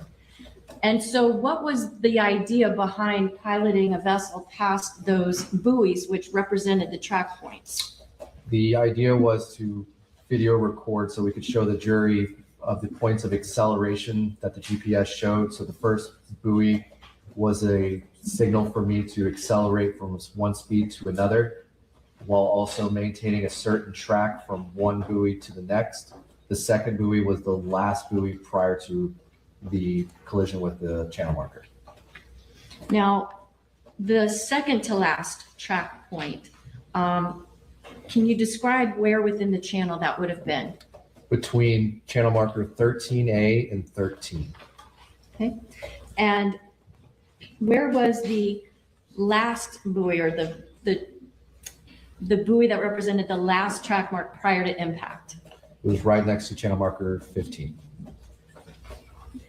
Now, in order to try to recreate this, did you have available a police vessel? I did.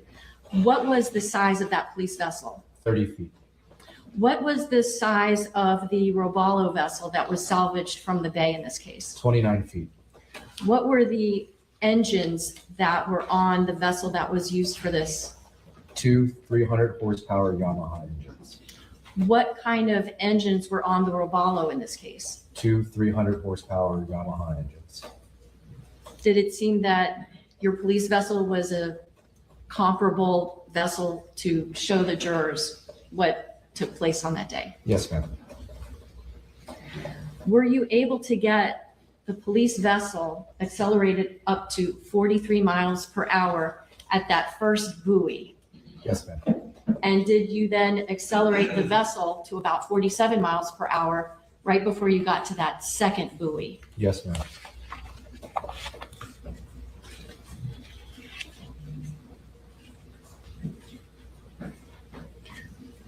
How long have you been piloting vessels? Since I was a young child.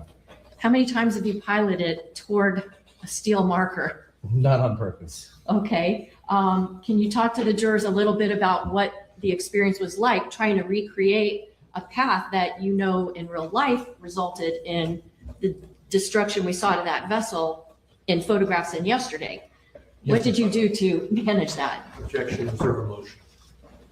So, Okay, hold on. All right. Objection is overruled. Go ahead. I'm sorry. So with those two markers that we spoke about earlier, the first one is to start getting to a speed of 43 miles an hour. The second channel buoy that we placed is right next to channel marker 15. We had to take in consideration that if I were to take the exact same route, it was near impossible for me to evade that channel marker. Okay. Before engaging in this reenactment, for lack of a better term, did you have any alcohol to drink? No, ma'am. Did you have any minors on the boat with you? No, ma'am. Now, did you make several passes through that channel? Yes, ma'am. And was there a drone involved? Yes, ma'am. I want to show you an exhibit. It's not in evidence, it's a demonstrative aid. It's a State's Exhibit 2I.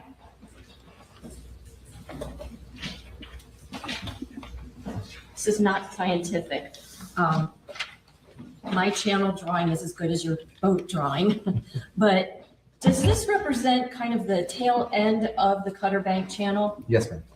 Would you be able to use this pen and kind of like show us in cartoon figures almost the route that you basically were taking? Yes, ma'am.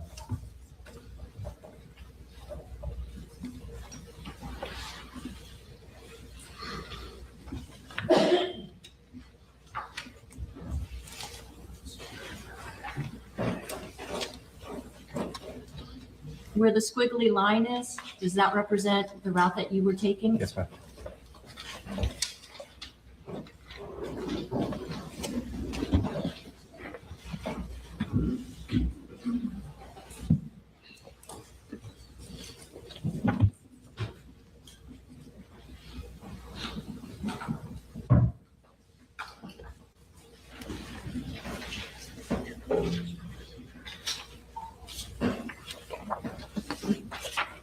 I'm showing you exhibits that are in evidence. It states 23 and 22.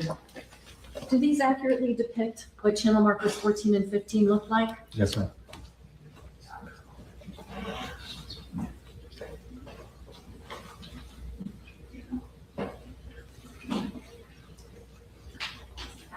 What were the wind and I guess sea conditions like when this was done?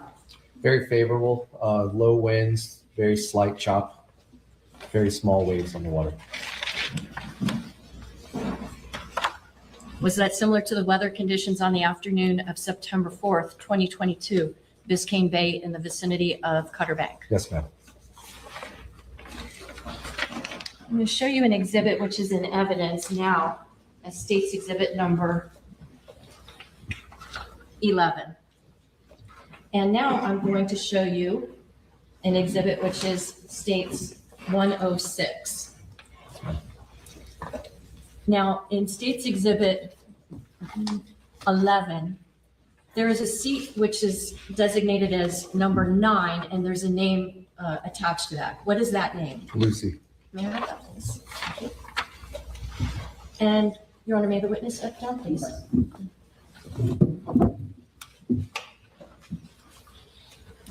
So if what we're looking at here in exhibit number 11 is a diagram of the seating arrangements of Mr. Pino's vessel, on September 4th, 2022. And if what we're looking at here in State's Exhibit number 106 is an actual photograph of where seats 7, 8, and 9 would be. Yes, ma'am.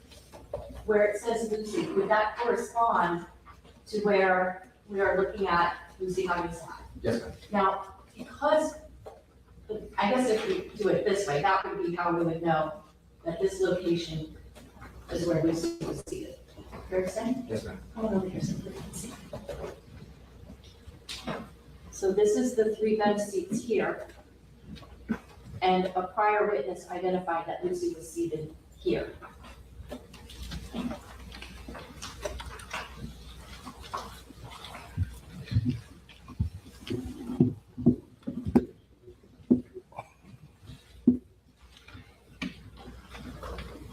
I'd like to ask if during this process of trying to recreate for the jury a sense of what the defendant's vessel was doing prior to and at impact, was there somebody who actually sat in seat 9, the seat that was identified as the seat that Lucy had been in, filming from that vantage point where the vessel was traveling? Yes, ma'am. Have you seen that video? Yes, ma'am.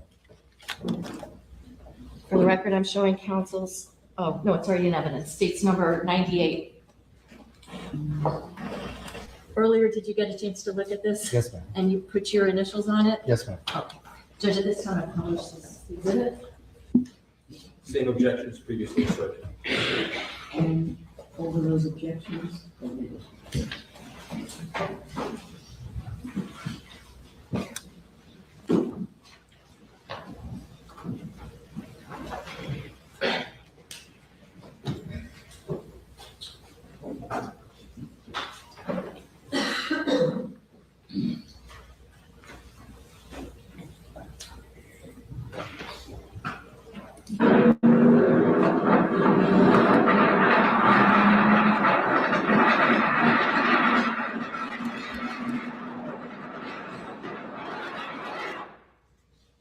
Lieutenant, would you be able to come down here for the court's Yes. permission?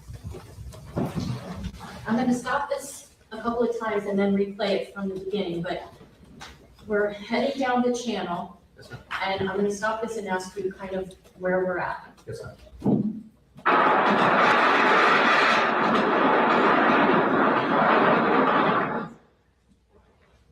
What channel marker is that? Be 13. 13A? Take a close look. 13A. Okay.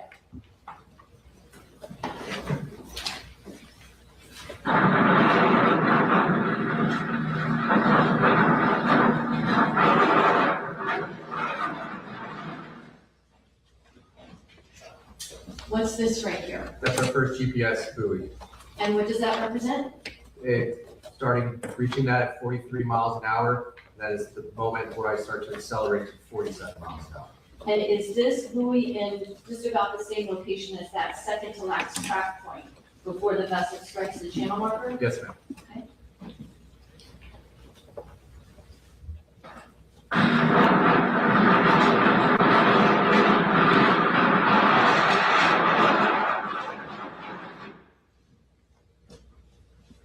What I'm pointing to here with my pen, what is that? That's the second GPS buoy. Okay. And this represents the last track point prior to impact? Yes, ma'am.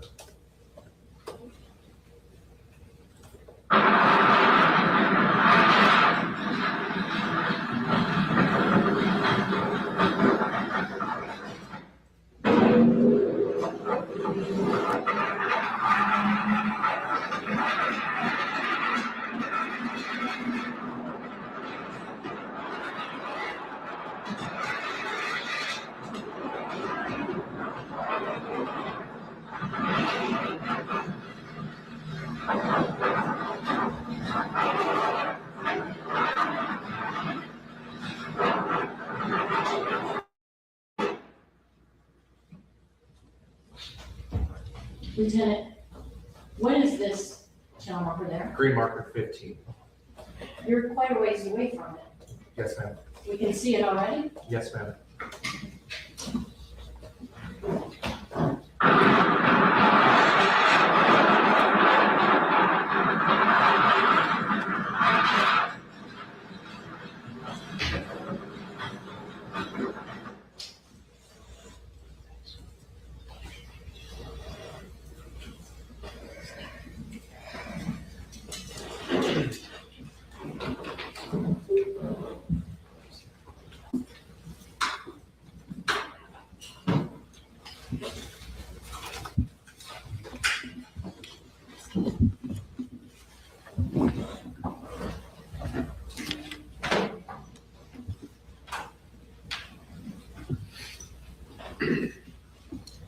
Last thing I want to ask you about was yesterday.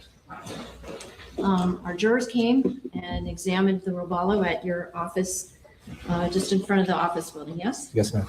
Now, prior to them viewing the boat, did you stand next to the boat and point to 2 locations on that vessel? Yes, ma'am.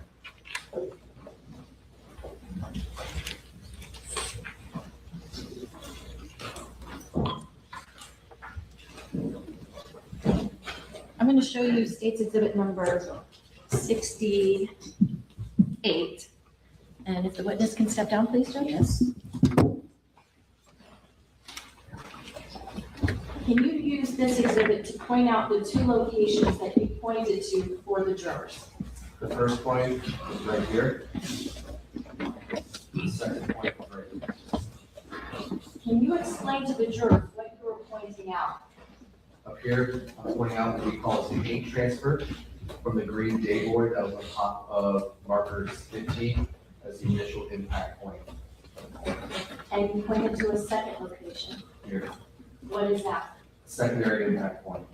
And why were you, what was there that let you know that? The extreme amount of damage that started from this point. And in fact, was there paint transfer there as well? There was.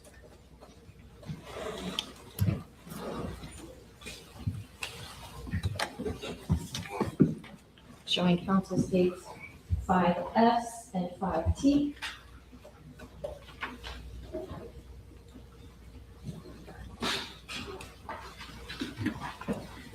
Do exhibits 5S and 5T represent the 2 locations of paint transfer that you just described? Yes, ma'am.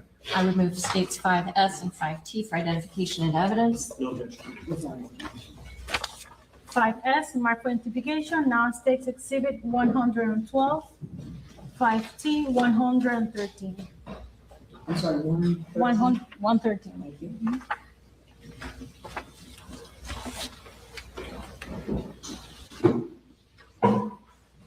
And in my right hand, I have the paint transfer at the front of the bow of the boat. Yes, ma'am.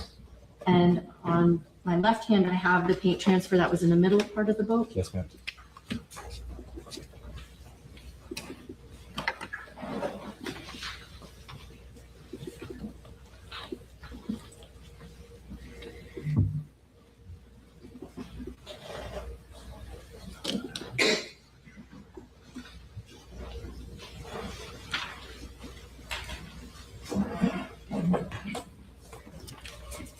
I have no other questions.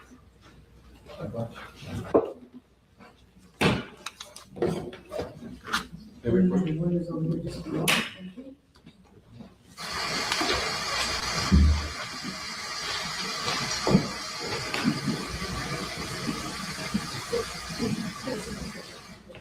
Ladies and gentlemen, please remember where to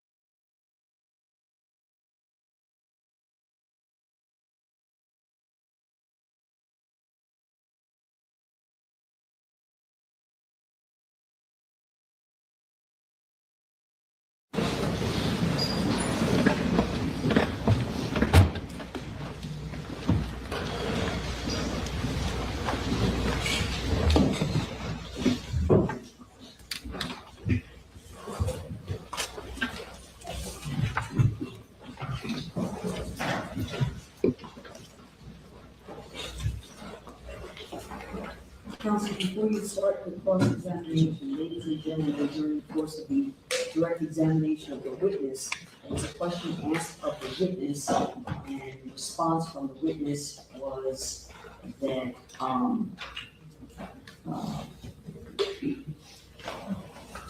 he used the word dangerous in his response. I overruled the defense objection. That objection should have been sustained. You would disregard any statement or any conclusion by the witness with the use of the word dangerous in terms of what he has done. All right? Thank you.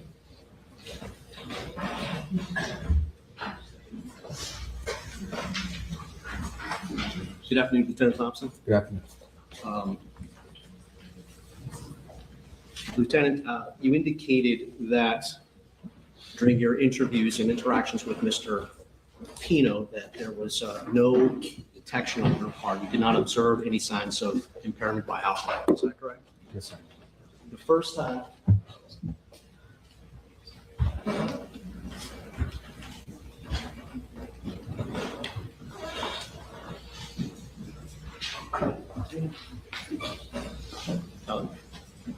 At the point that you had your first interaction with Mr. Pino, however, approximately 2 hours had passed since the accident in this case. Is that right? Yes, sir.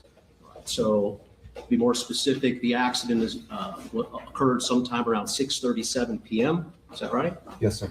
And the first time that you had contact with Mr. Pino was at 8:16 p.m. according to your testimony today. Does that sound right? Yes, sir. So almost 2 hours later. Is that right? Yes, sir.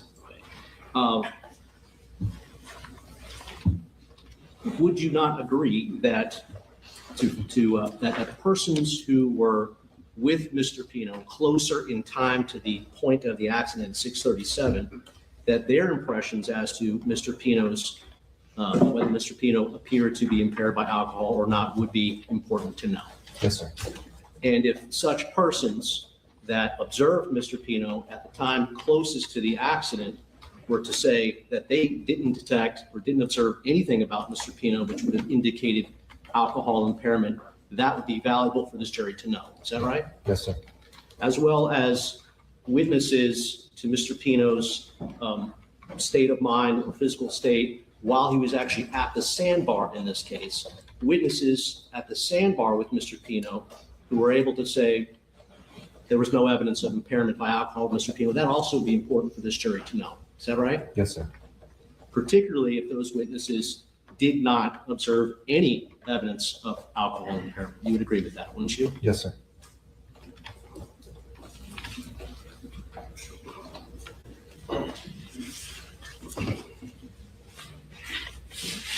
We heard earlier today that when you had your first opportunity to have interaction with Mr. Pino, that was at the seawall at Elliott Key Harbor. Is that right? Yes, sir. Mr. Pino was on a police boat. Is that right? Yes, sir.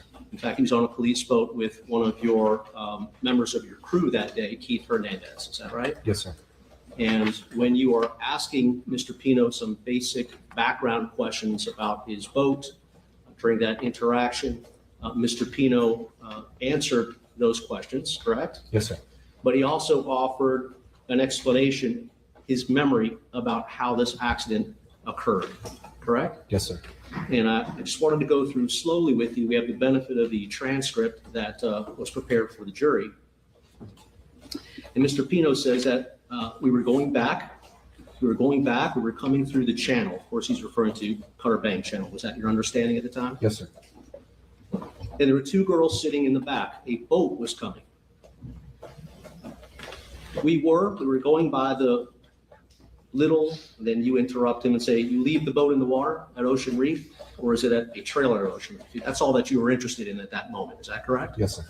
But Mr. Pino continues with his answer, and he tells you, no, it's in the water. So anyways, I turned back to look because there were two girls sitting in the back seat of the boat. And I had 5 or 6 in the front, my wife in the middle, and we were coming, and I approached the waves head first, like I always do. And the boat hit. I was looking at the girls, and just to make sure they were okay, okay if they were sitting in the back, and the next thing I know, it hit the wave, and I tried to swing, and the right side of the boat would be the left side of the boat hit the pylon. My God, I can't believe it. You recall him telling you that? Yes, sir. Mr. Pino was telling you that in his memory of the way the accident occurred, as a part of that, he believes that the left side of his boat made contact with the pylon. Objection, calls for speculation. This is what he told you, isn't Excuse it? me. I'm overruled as to what was said. Go ahead. But Judge, Go ahead. Only. That in fact is not the case though, correct? The Correct. left side of Mr. Pino's boat did not make contact with the pylon in this case, did it? No, sir. In fact, we know just from the pictures presented in this case.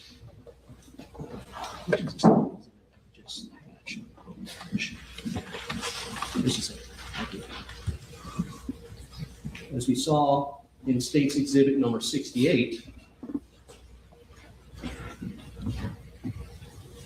very clearly, damage happens to the right side of the boat. Is that right? Yes, sir. And that's not a mystery in this case, is it? That's not in dispute here, right? No, sir. But at least when Mr. Pino had that initial interaction with you, it was his belief, his memory at that moment, that actually it was the left side of his boat. objection. That's the same as to what Mr. Pino's belief was or wasn't.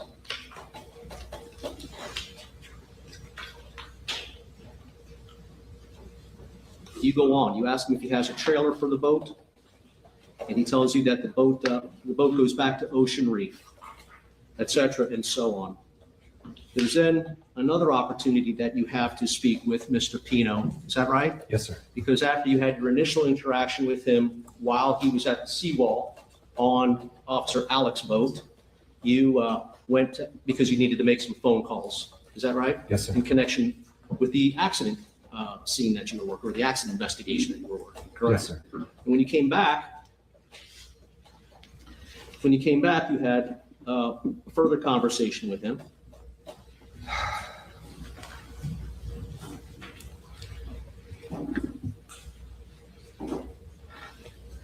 And you tell Mr. Pino,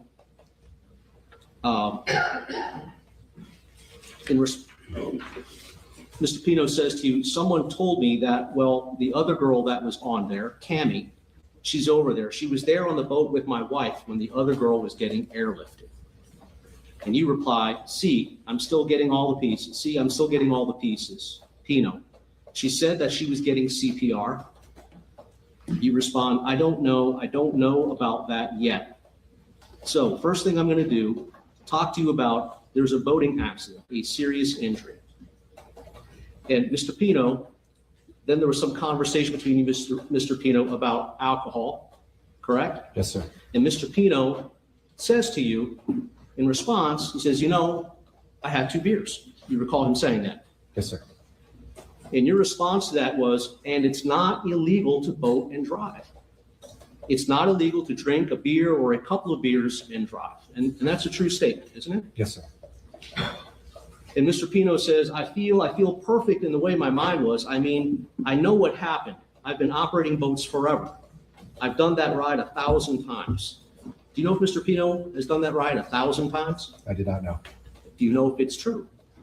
I do not know if that's true. Did you ever examine or become aware of the data examination of the GPS devices in Mr. Pino's boat? Yes, sir. Did either of the historic track points in either of the GPS devices reflect thousands of rides through the Cutter Bank Channel? No, it did not. So this was Mr. Pino's memory. Objection. Sustained. The GPS devices did not bear out Mr. Pino's statement that he had been through the Cutter Channel thousands of times. Is that correct? Correct. And you reply to that and you say, you're allowed to drink alcohol and drive a boat. And this is what you told him, right? Yes, sir. And again, that is a true statement, right? Yes, sir.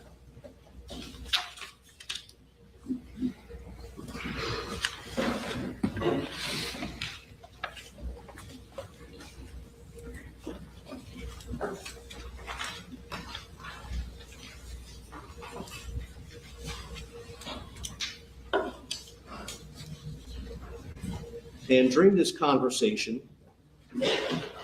further,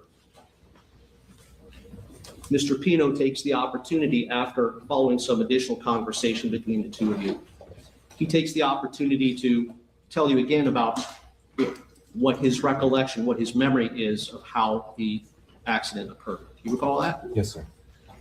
And Mr. Pino says, that was my wife and myself, right? And then two girls were on the back, and the rest of the girls in the front in the seating area. And then we were going through the last marker. There was a boat coming through, which was bigger. So the waves, I was veering to the right to cut into the waves. You say, okay. Mr. Pino continues, right, like I always do, cut right through the waves, and I knew I was going to hit some waves. I looked back at the two girls that were sitting back there because I was a little concerned. I told my wife, watch. I even remember exactly who it was. It was Coco. Pretty sure it was Coco and Andrea. You recall him giving you that answer? Yes, sir. Now, Coco, he was referring to someone by the name of Coco Aguilar, correct? Yes, sir. And Andrea, he was referring to someone known as Andrea Knopfler, correct? Yes, sir. And both Coco Aguilar and Andrea Knopfler, they were passengers on Mr. Pino's boat at the time that this accident occurred. Yes, sir. And Mr. Pino is telling you that he even remembers exactly who was sitting behind him, again saying it was Coco and Andrea. Is that right? Correct. Now, that turned out not to be true. Is that right? Objection called for hearsay. Did you conducted a further investigation in the days and months leading or after this accident, correct? Yes, sir. And you determined who, in fact, of the passengers were sitting in the back of the boat, didn't you? Yes, sir. And did your investigation reveal that it was Sarah Gutierrez? Objection, this is hearsay. Your investigation did not reveal that Coco Aguilar and Andrea Knopfler were sitting in the back of the boat. Objection, it's hearsay. Exhibit number 11, please. Thank you.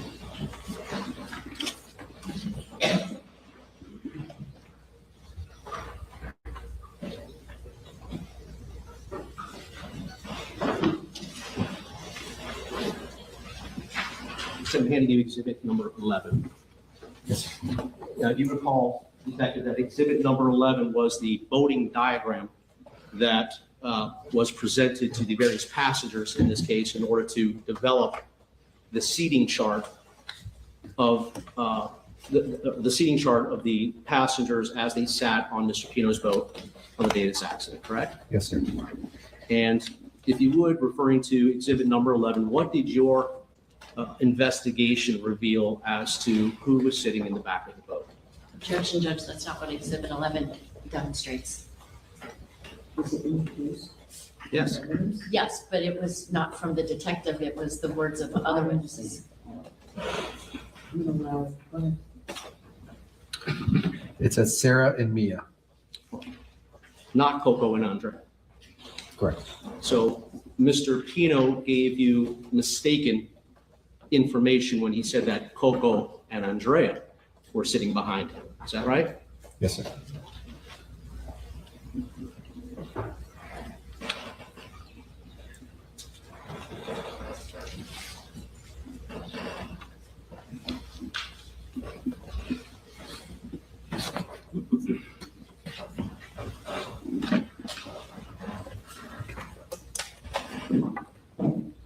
Mr. Pino goes on.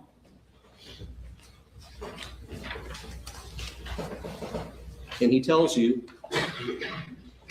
speeding up a bit,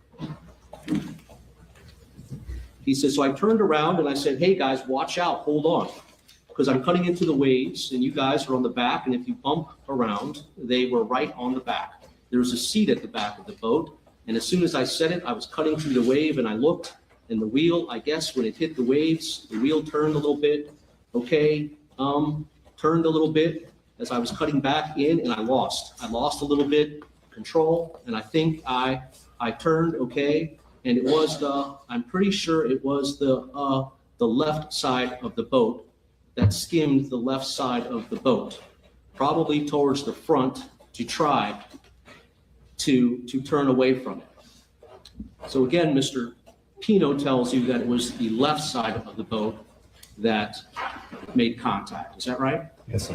And he goes on to say, and the boat hit the left front boat, and then we all got ejected. Do you know if Mr. Pino's statement to you that, quote unquote, they all got ejected, or I'm sorry, that we all got ejected, was true? Objection, calls for hearsay.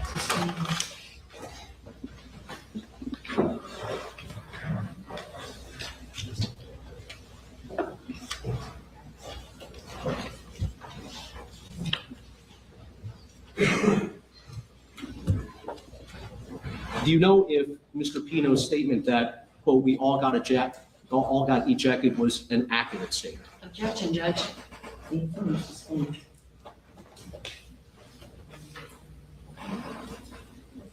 You asked Mr. Pino, once you get ejected, when you came up, what did you see that you can remember? And Mr. Pino says that I know exactly what I saw. It's because I'm having a problem. I'm having a problem recalling because it was very scary. I got up, so I know I couldn't believe what had happened. I saw a few people floating. I yelled. I recognized some of them. They said, all right, I'm here, I'm here, I'm here. And then I immediately went under the boat to see if anyone was there. Do you recall him telling me that? Yes, sir. And do you recall asking Mr. Pino, do you remember who was under there, referring to the boat?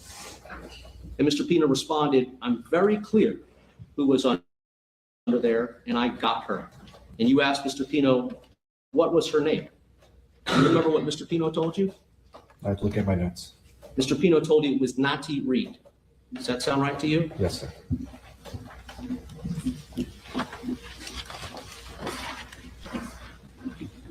And we, of course, are here in this trial because it wasn't Nati Reed who was under the boat, right? Correct. Do you know who was under the boat? Objection, Judge, calls for speculation. Who would have seen there? Do you know who was under the boat? Objection, calls for speculation. Sure. Lucy Fernandez was under the boat, wasn't she? Objection, calls for speculation.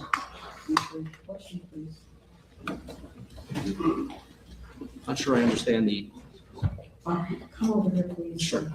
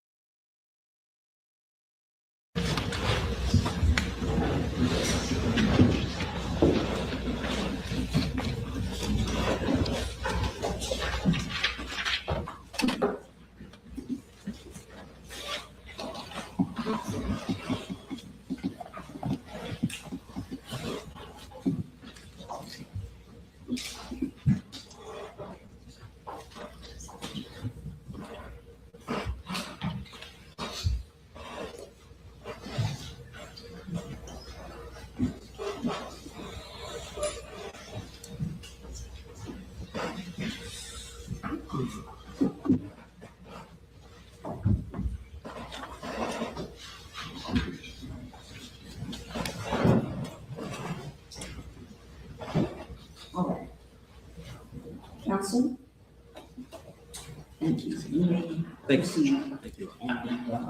Future questions. At any time after the accident, did you interview Natalie Reed? I'd have to go through my notes. Do you know of anyone from you or your agency or any other agency that interviewed Natalie Reed after the accident? I would have to go through my notes.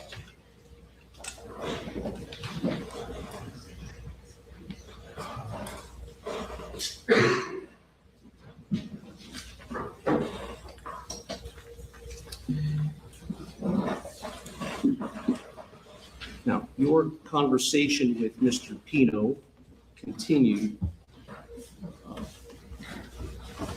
on later after that afternoon, is that right? Yes, sir. And at the time that you asked Mr. Pino if he would write a statement as to his, what happened, he agreed to do that. Is that right? Yes, sir.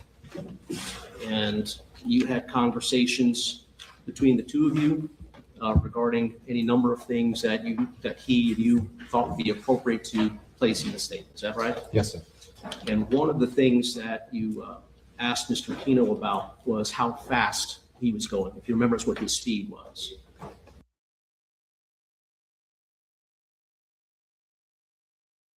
Yes, Is that sir. right? And Mr. Pino mentioned to you, first he said 39 RPMs, 38, 39 RPMs, and RPMs means what? Rotations per minute. And when you're on a boat, like Mr. Pino's, it's very common that the screen on many of these boats kind of shows what your speed is based on rotations per minute, RPMs, correct? Yes, sir. So if the RPMs are 39 RPMs, for example, that doesn't necessarily mean that you're going 39 miles per hour on a boat. Is that right? Correct. Because there are many variants with speed on a boat, correct? Correct. And in fact, you discussed that with Mr. Pino because he was asking you, what does 39 RPMs correspond to miles per hour? Do you remember that conversation? Yes, sir.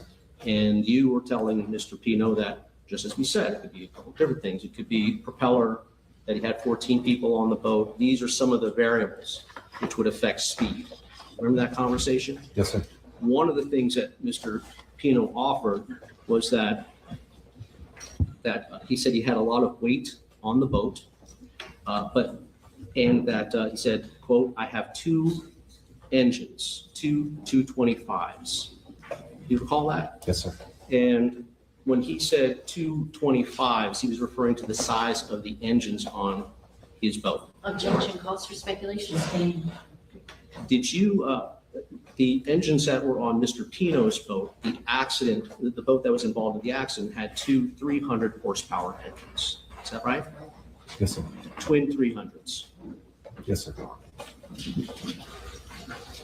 Do you know if Mr. Pino ever owned a boat prior to the boat that was involved in this accident? No, sir.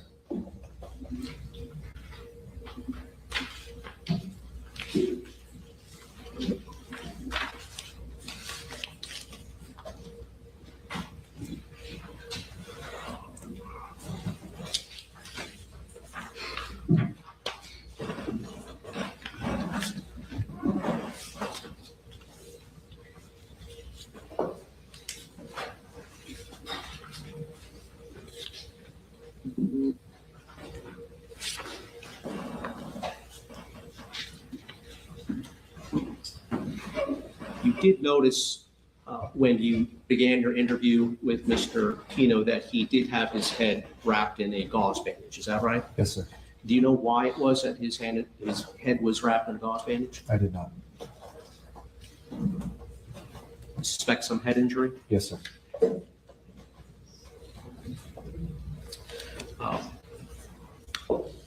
And Mr. Pino, in fact, prepared the written statement for you that you asked for.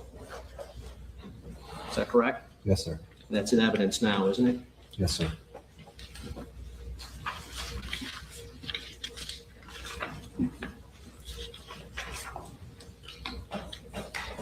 Mr. Pino also told you, as we know, what his memory was as to how the accident happened. We just went all through that. Did you follow up with any type of investigation to determine if Mr. Pino's memory about another boat contributing to the cause of the accident occurred? I did. And what did you do in order to determine if there was another boat that contributed to this accident? Multiple different things. I'm sorry, you need to keep your voice up, sir. Multiple different things. Such as, Lieutenant, what did you do? We spoke to Good Samaritans that were very first on scene. There was a picture taken by a Good Samaritan that showed the northbound aspect of the boating accident. We contacted other agencies, seeing if there were cameras in the area. We interviewed the passengers on the vessel.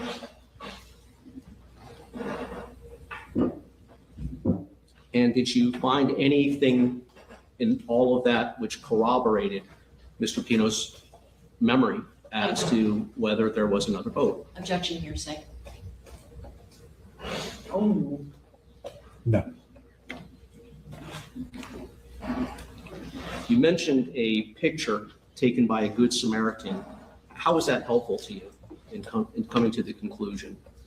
The photograph shows an image of the vessel that the defendant was operating capsized. I believe it's 3 minutes post-accident time. I'd have to verify my notes if that's exact time.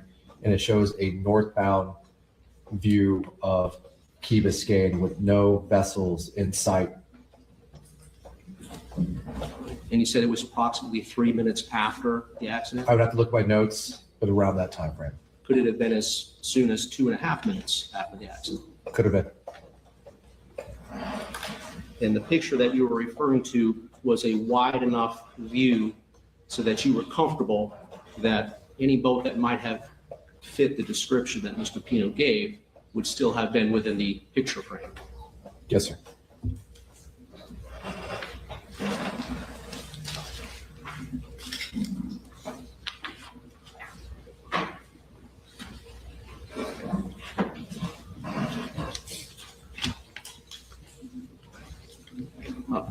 Lieutenant,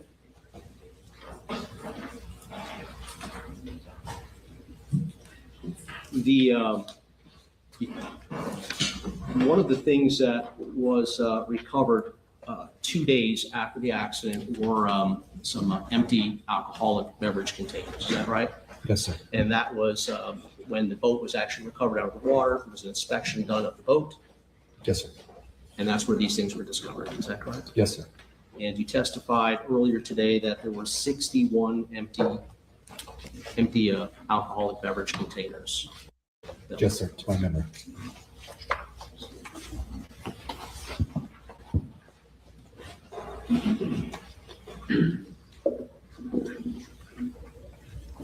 I see exhibits 107 through 109. Yes.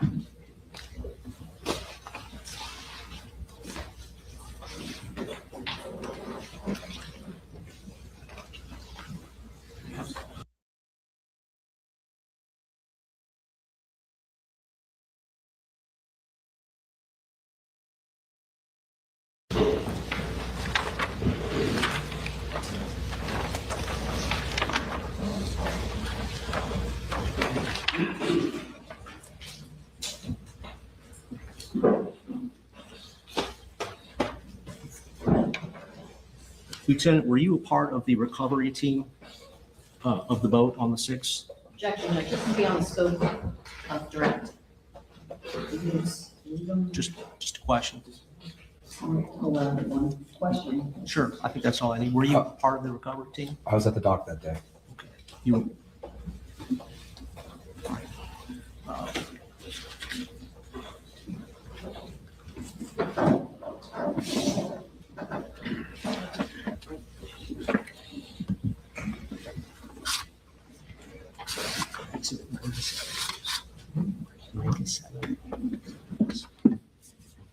Yeah. I'm trying to read.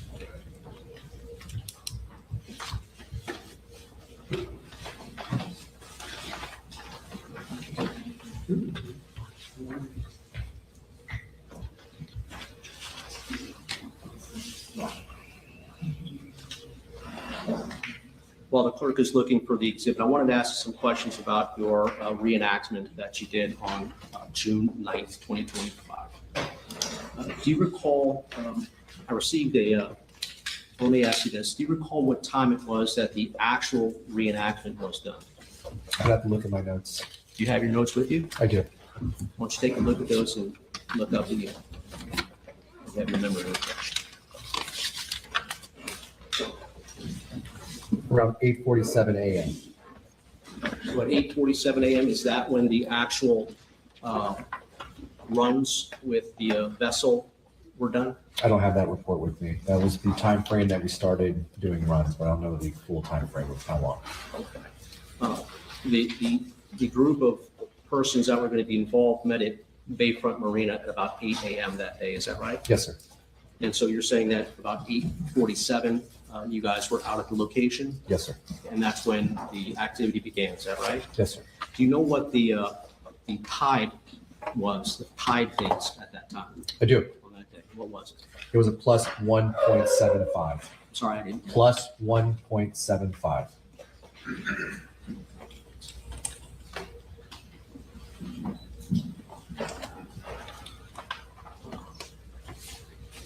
Lieutenant, I want to show you one of the drone aerial footage that was taken on that day. That's take a look at that with me.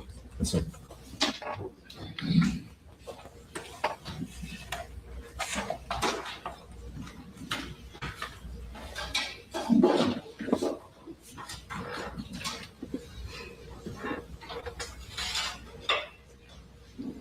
Before we look at the video, as I understand it, your testimony earlier was that you tried to follow the historic track that Mr. Pino's vessel took on the day of this accident as you possibly could. Is that correct? Yes, sir. And the track that you followed was, based on the information that you took off or that you received from Mr. Pino's actual SIMRAD GPS device. Is that right? The information that was given to Paul Adler, yes. All right. And you were able to, it was actually you that was navigating or that was driving the test boat? Yes, sir. And you had that information, I presume, on the screen in front of you, the historic track, so that you could kind of steer on that. Is that right? Mr. Adler did. Yeah. You said, was Mr. Albert, sorry. Albert was driving the boat? No, he was present. Okay. My question though is that how was it that you were able to drive on close to the same track that Mr. Pino drove? He set the GPS buoys himself and instructed me to follow the buoys from one buoy to the next. Understood. And that was based on the historic tracks that were present on Mr. Pino's SIMRAD device? Yes. And you are comfortable, or you were convinced that the buoys that Mr. Albert set up for you are consistent with the actual course that Mr. Pino drove on the day of this accident? Is that correct? Yes, sir. Carlos, if you would call up S1001384. Yard, may Lieutenant Thompson come down and take a look? Yes, ma'am.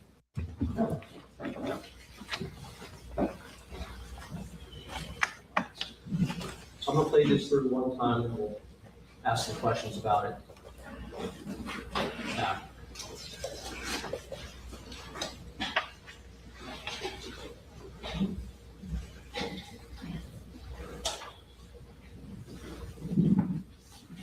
All right, prior to, hold that for a second.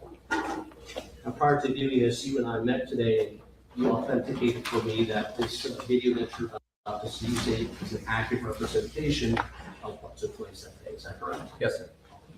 Excuse me, can we have what exhibit number this is? Yeah, it's 97. Thank you. Thank you. Once you start again. Hold there for a second.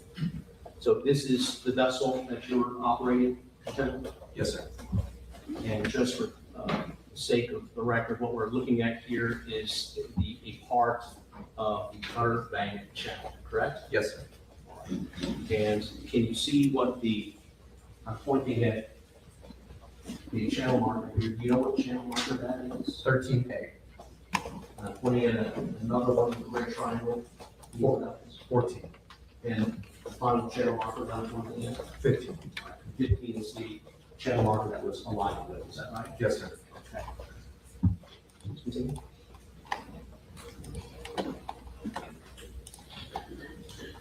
Stop.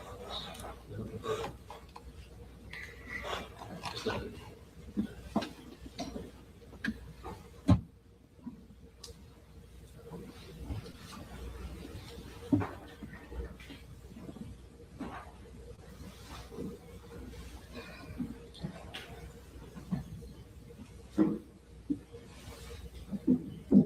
Let's run that back again. Stop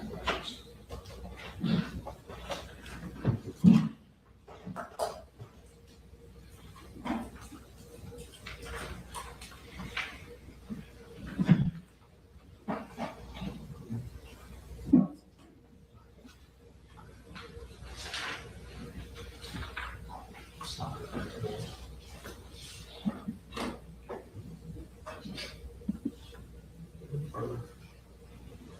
That's Lieutenant Thompson, where your vessel appears at that moment, at the 18-second timestamp, you're just 13A is just to the left side of your vessel. Is that right? Yes, sir. Now, there's plenty of space between your vessel and the 13A channel marker at that point. Is there? Yes, sir. Continue, please. Stop it there. Now, at this point, just past the 13A channel marker, you are still within the Cutter Bay channel, is that right? Yes, sir. And would you consider that the location of your vessel at that point is somewhere in the center of the Cutter Bay channel? Yes, sir. Continue.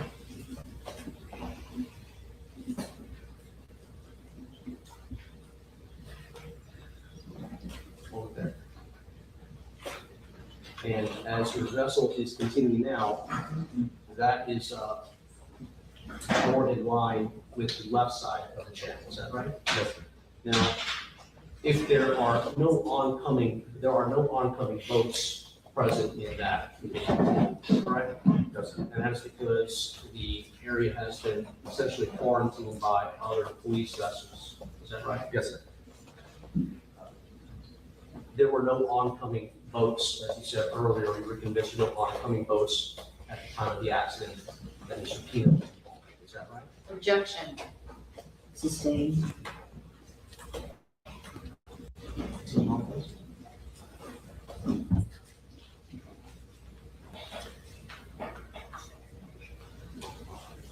And you are past channel marker 15 at that point, correct? Yes, sir. Now, you were able to avoid aligning with channel marker 15, obviously, correct? Yes, sir. And the reason that you were able to avoid aligning with is because you were focused entirely on that channel. Correct. The very purpose that you were there was to conduct this experiment, if you will. Is that right? Yes, sir. It's reenactment, correct? Yes, sir. And so that's all that you were focused on, right? I'm focused on all my surroundings while on the water, making sure I'm not gonna hit any other channel markers, making sure the water depths are good, that my passengers are safe. I'm not just focused on that anymore. Sure, but because you were completely focused, as you said, on all of these things, you were able to approach that channel marker 15 at close to or at the same rate that Mr. Pino was able to, that Mr. Pino approached that, but you managed to avoid colliding with them, correct? Yes, sir. And that's because you saw it in front of you, Yes, sir. correct? You saw it even before you got to the channel marker itself, is that fair to say? Yes, sir. And you were able to make the decision as you got closer to it, or you turn, or in your case, you turned slightly to the left in order to avoid the. Right? Yes, sir. And but for the fact that you were not distracted by anything else, you were able to safely get around channel marker 15, correct? Yes, sir.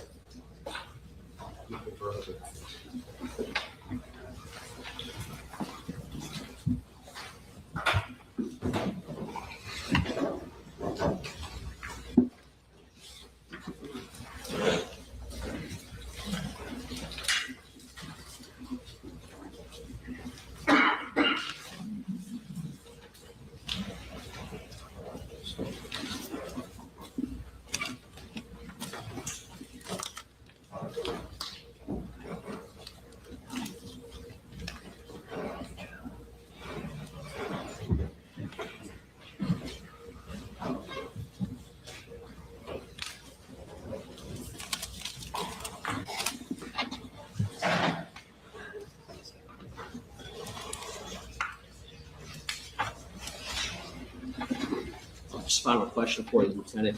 You mentioned earlier in response to my question about the tide that was present. Tide, T-I-D-E. You answered my question about the tide that was present at the time that you conducted this recreation. Do you know what station that tide was measured from? No, sir. And I ask because, of course, different stations will have different tide levels. Is that correct? Yes, sir. So what the tide might be in downtown Miami isn't necessarily where the tide is going to be in Coconut Grove, for example. It'll be pretty close based on the area, but it will be different. Okay.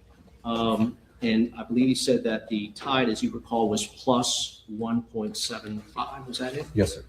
And that means exactly what? There's a standard level that the sea level is at, and it goes up and down from there. So plus 1.75 would be 1 foot, 0.1 and 0.75 feet above that standard level.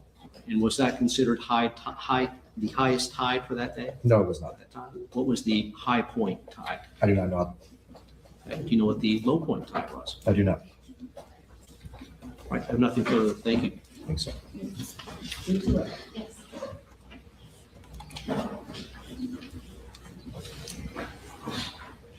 Speaking of tides, the tide on the day that recreation was done, you indicated the tide was what exactly? Plus 1.75.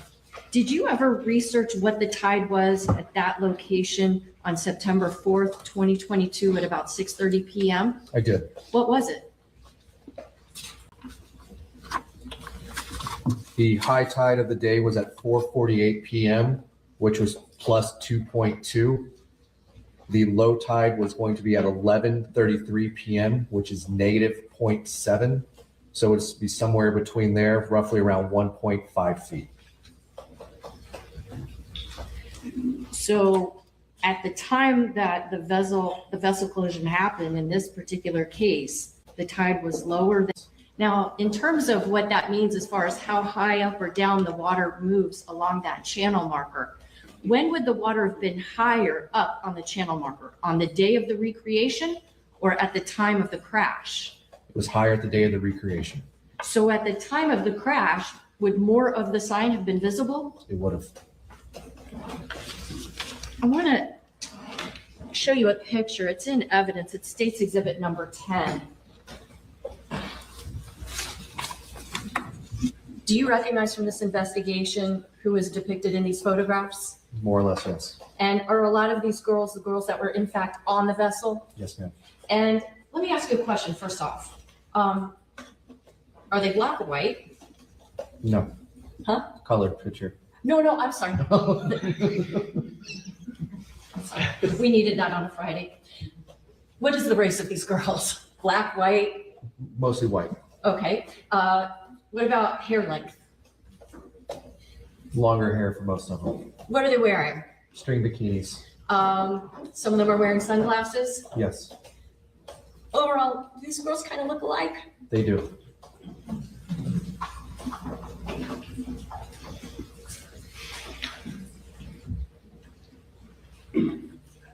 So when Mr. Pino is trying to tell you where he remembers the individual girls were, maybe not so easy to distinguish them when they're wearing bathing suits? Correct.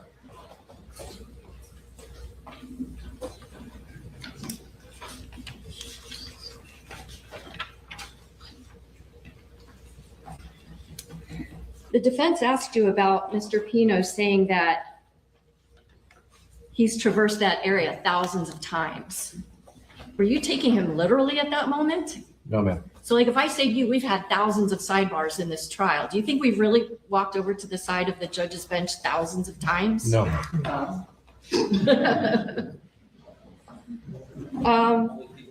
Do you know if when Mr. Pino told you that he had had 2 beers, do you know for sure if that's the truth? No. When he told you that there was this other vessel that caused this crash, do you know if that's the truth? No. Do you know whether he said that because he was misremembering what happened? No, ma'am. Do you know if maybe he said that because he wanted to blame somebody else for this crash? Objection, Your Honor. Do you know? No. Nothing else.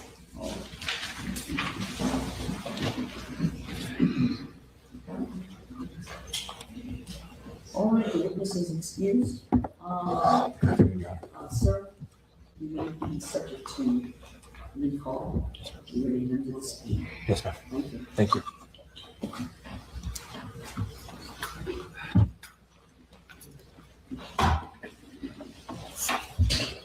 All right. You're good for today? Yes, my witness, I explained, will have to come back next week. And you're just ready to do it? Yeah. Thank you very much. All right, ladies and gentlemen, we're going to end for today at this time. Please put your notepads inside your envelopes. We're going over a couple of days now. And it's very important that you continue to be vigilant with regard to my instructions, protecting yourselves. No outside information, potential influences. Do not discuss this case with anyone. If anyone is curious about what you are doing, where you are, the response is, I'm sorry, I'm on a jury, and that's all I can say. That's that. Okay? Please, do not speak to each other at all about this case. Don't speak with anyone else. Please don't conduct any research or investigation. Don't conduct your own experiments, because none of that is evidence. You're getting the evidence in court. That's all you can rely on, with the instructions I can give you on the way to ultimately reach your decision. Avoid contact. Anyone comes to try to speak with you or in your presence, that's the case. Please avoid that. Anyone persists, please report that to Renee and bring it to my attention. If you think you see or hear anything in the news, social media about this case, even if you're not sure, don't wait and listen to try to find out. Ignore it. Okay? I'm going to ask you to return on Monday, 9:30. Please be here by 9:30. You'll report to the jury room on the 7th floor. Please, Mondays are busy with other people coming in for jury duty and other jury being selected. Please wait inside the jury room. You know Renee, spent already a week and a half, 2 weeks with them. So we know who it is. Wait for him to come up inside the jury room to bring everyone together, to bring you into the court. Okay? All right. Again, please be here Monday.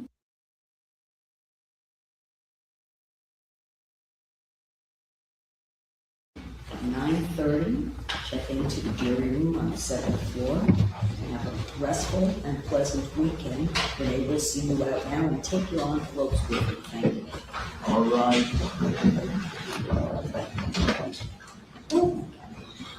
Again, everyone, please remain in the courtroom to allow the jury to exit and work their way down the hall.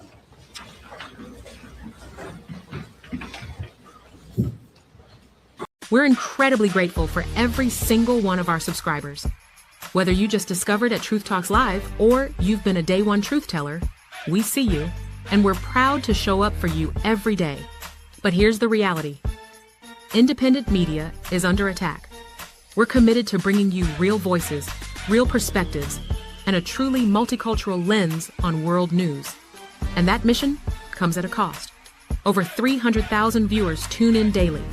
And now, we're asking you to take the next step with us.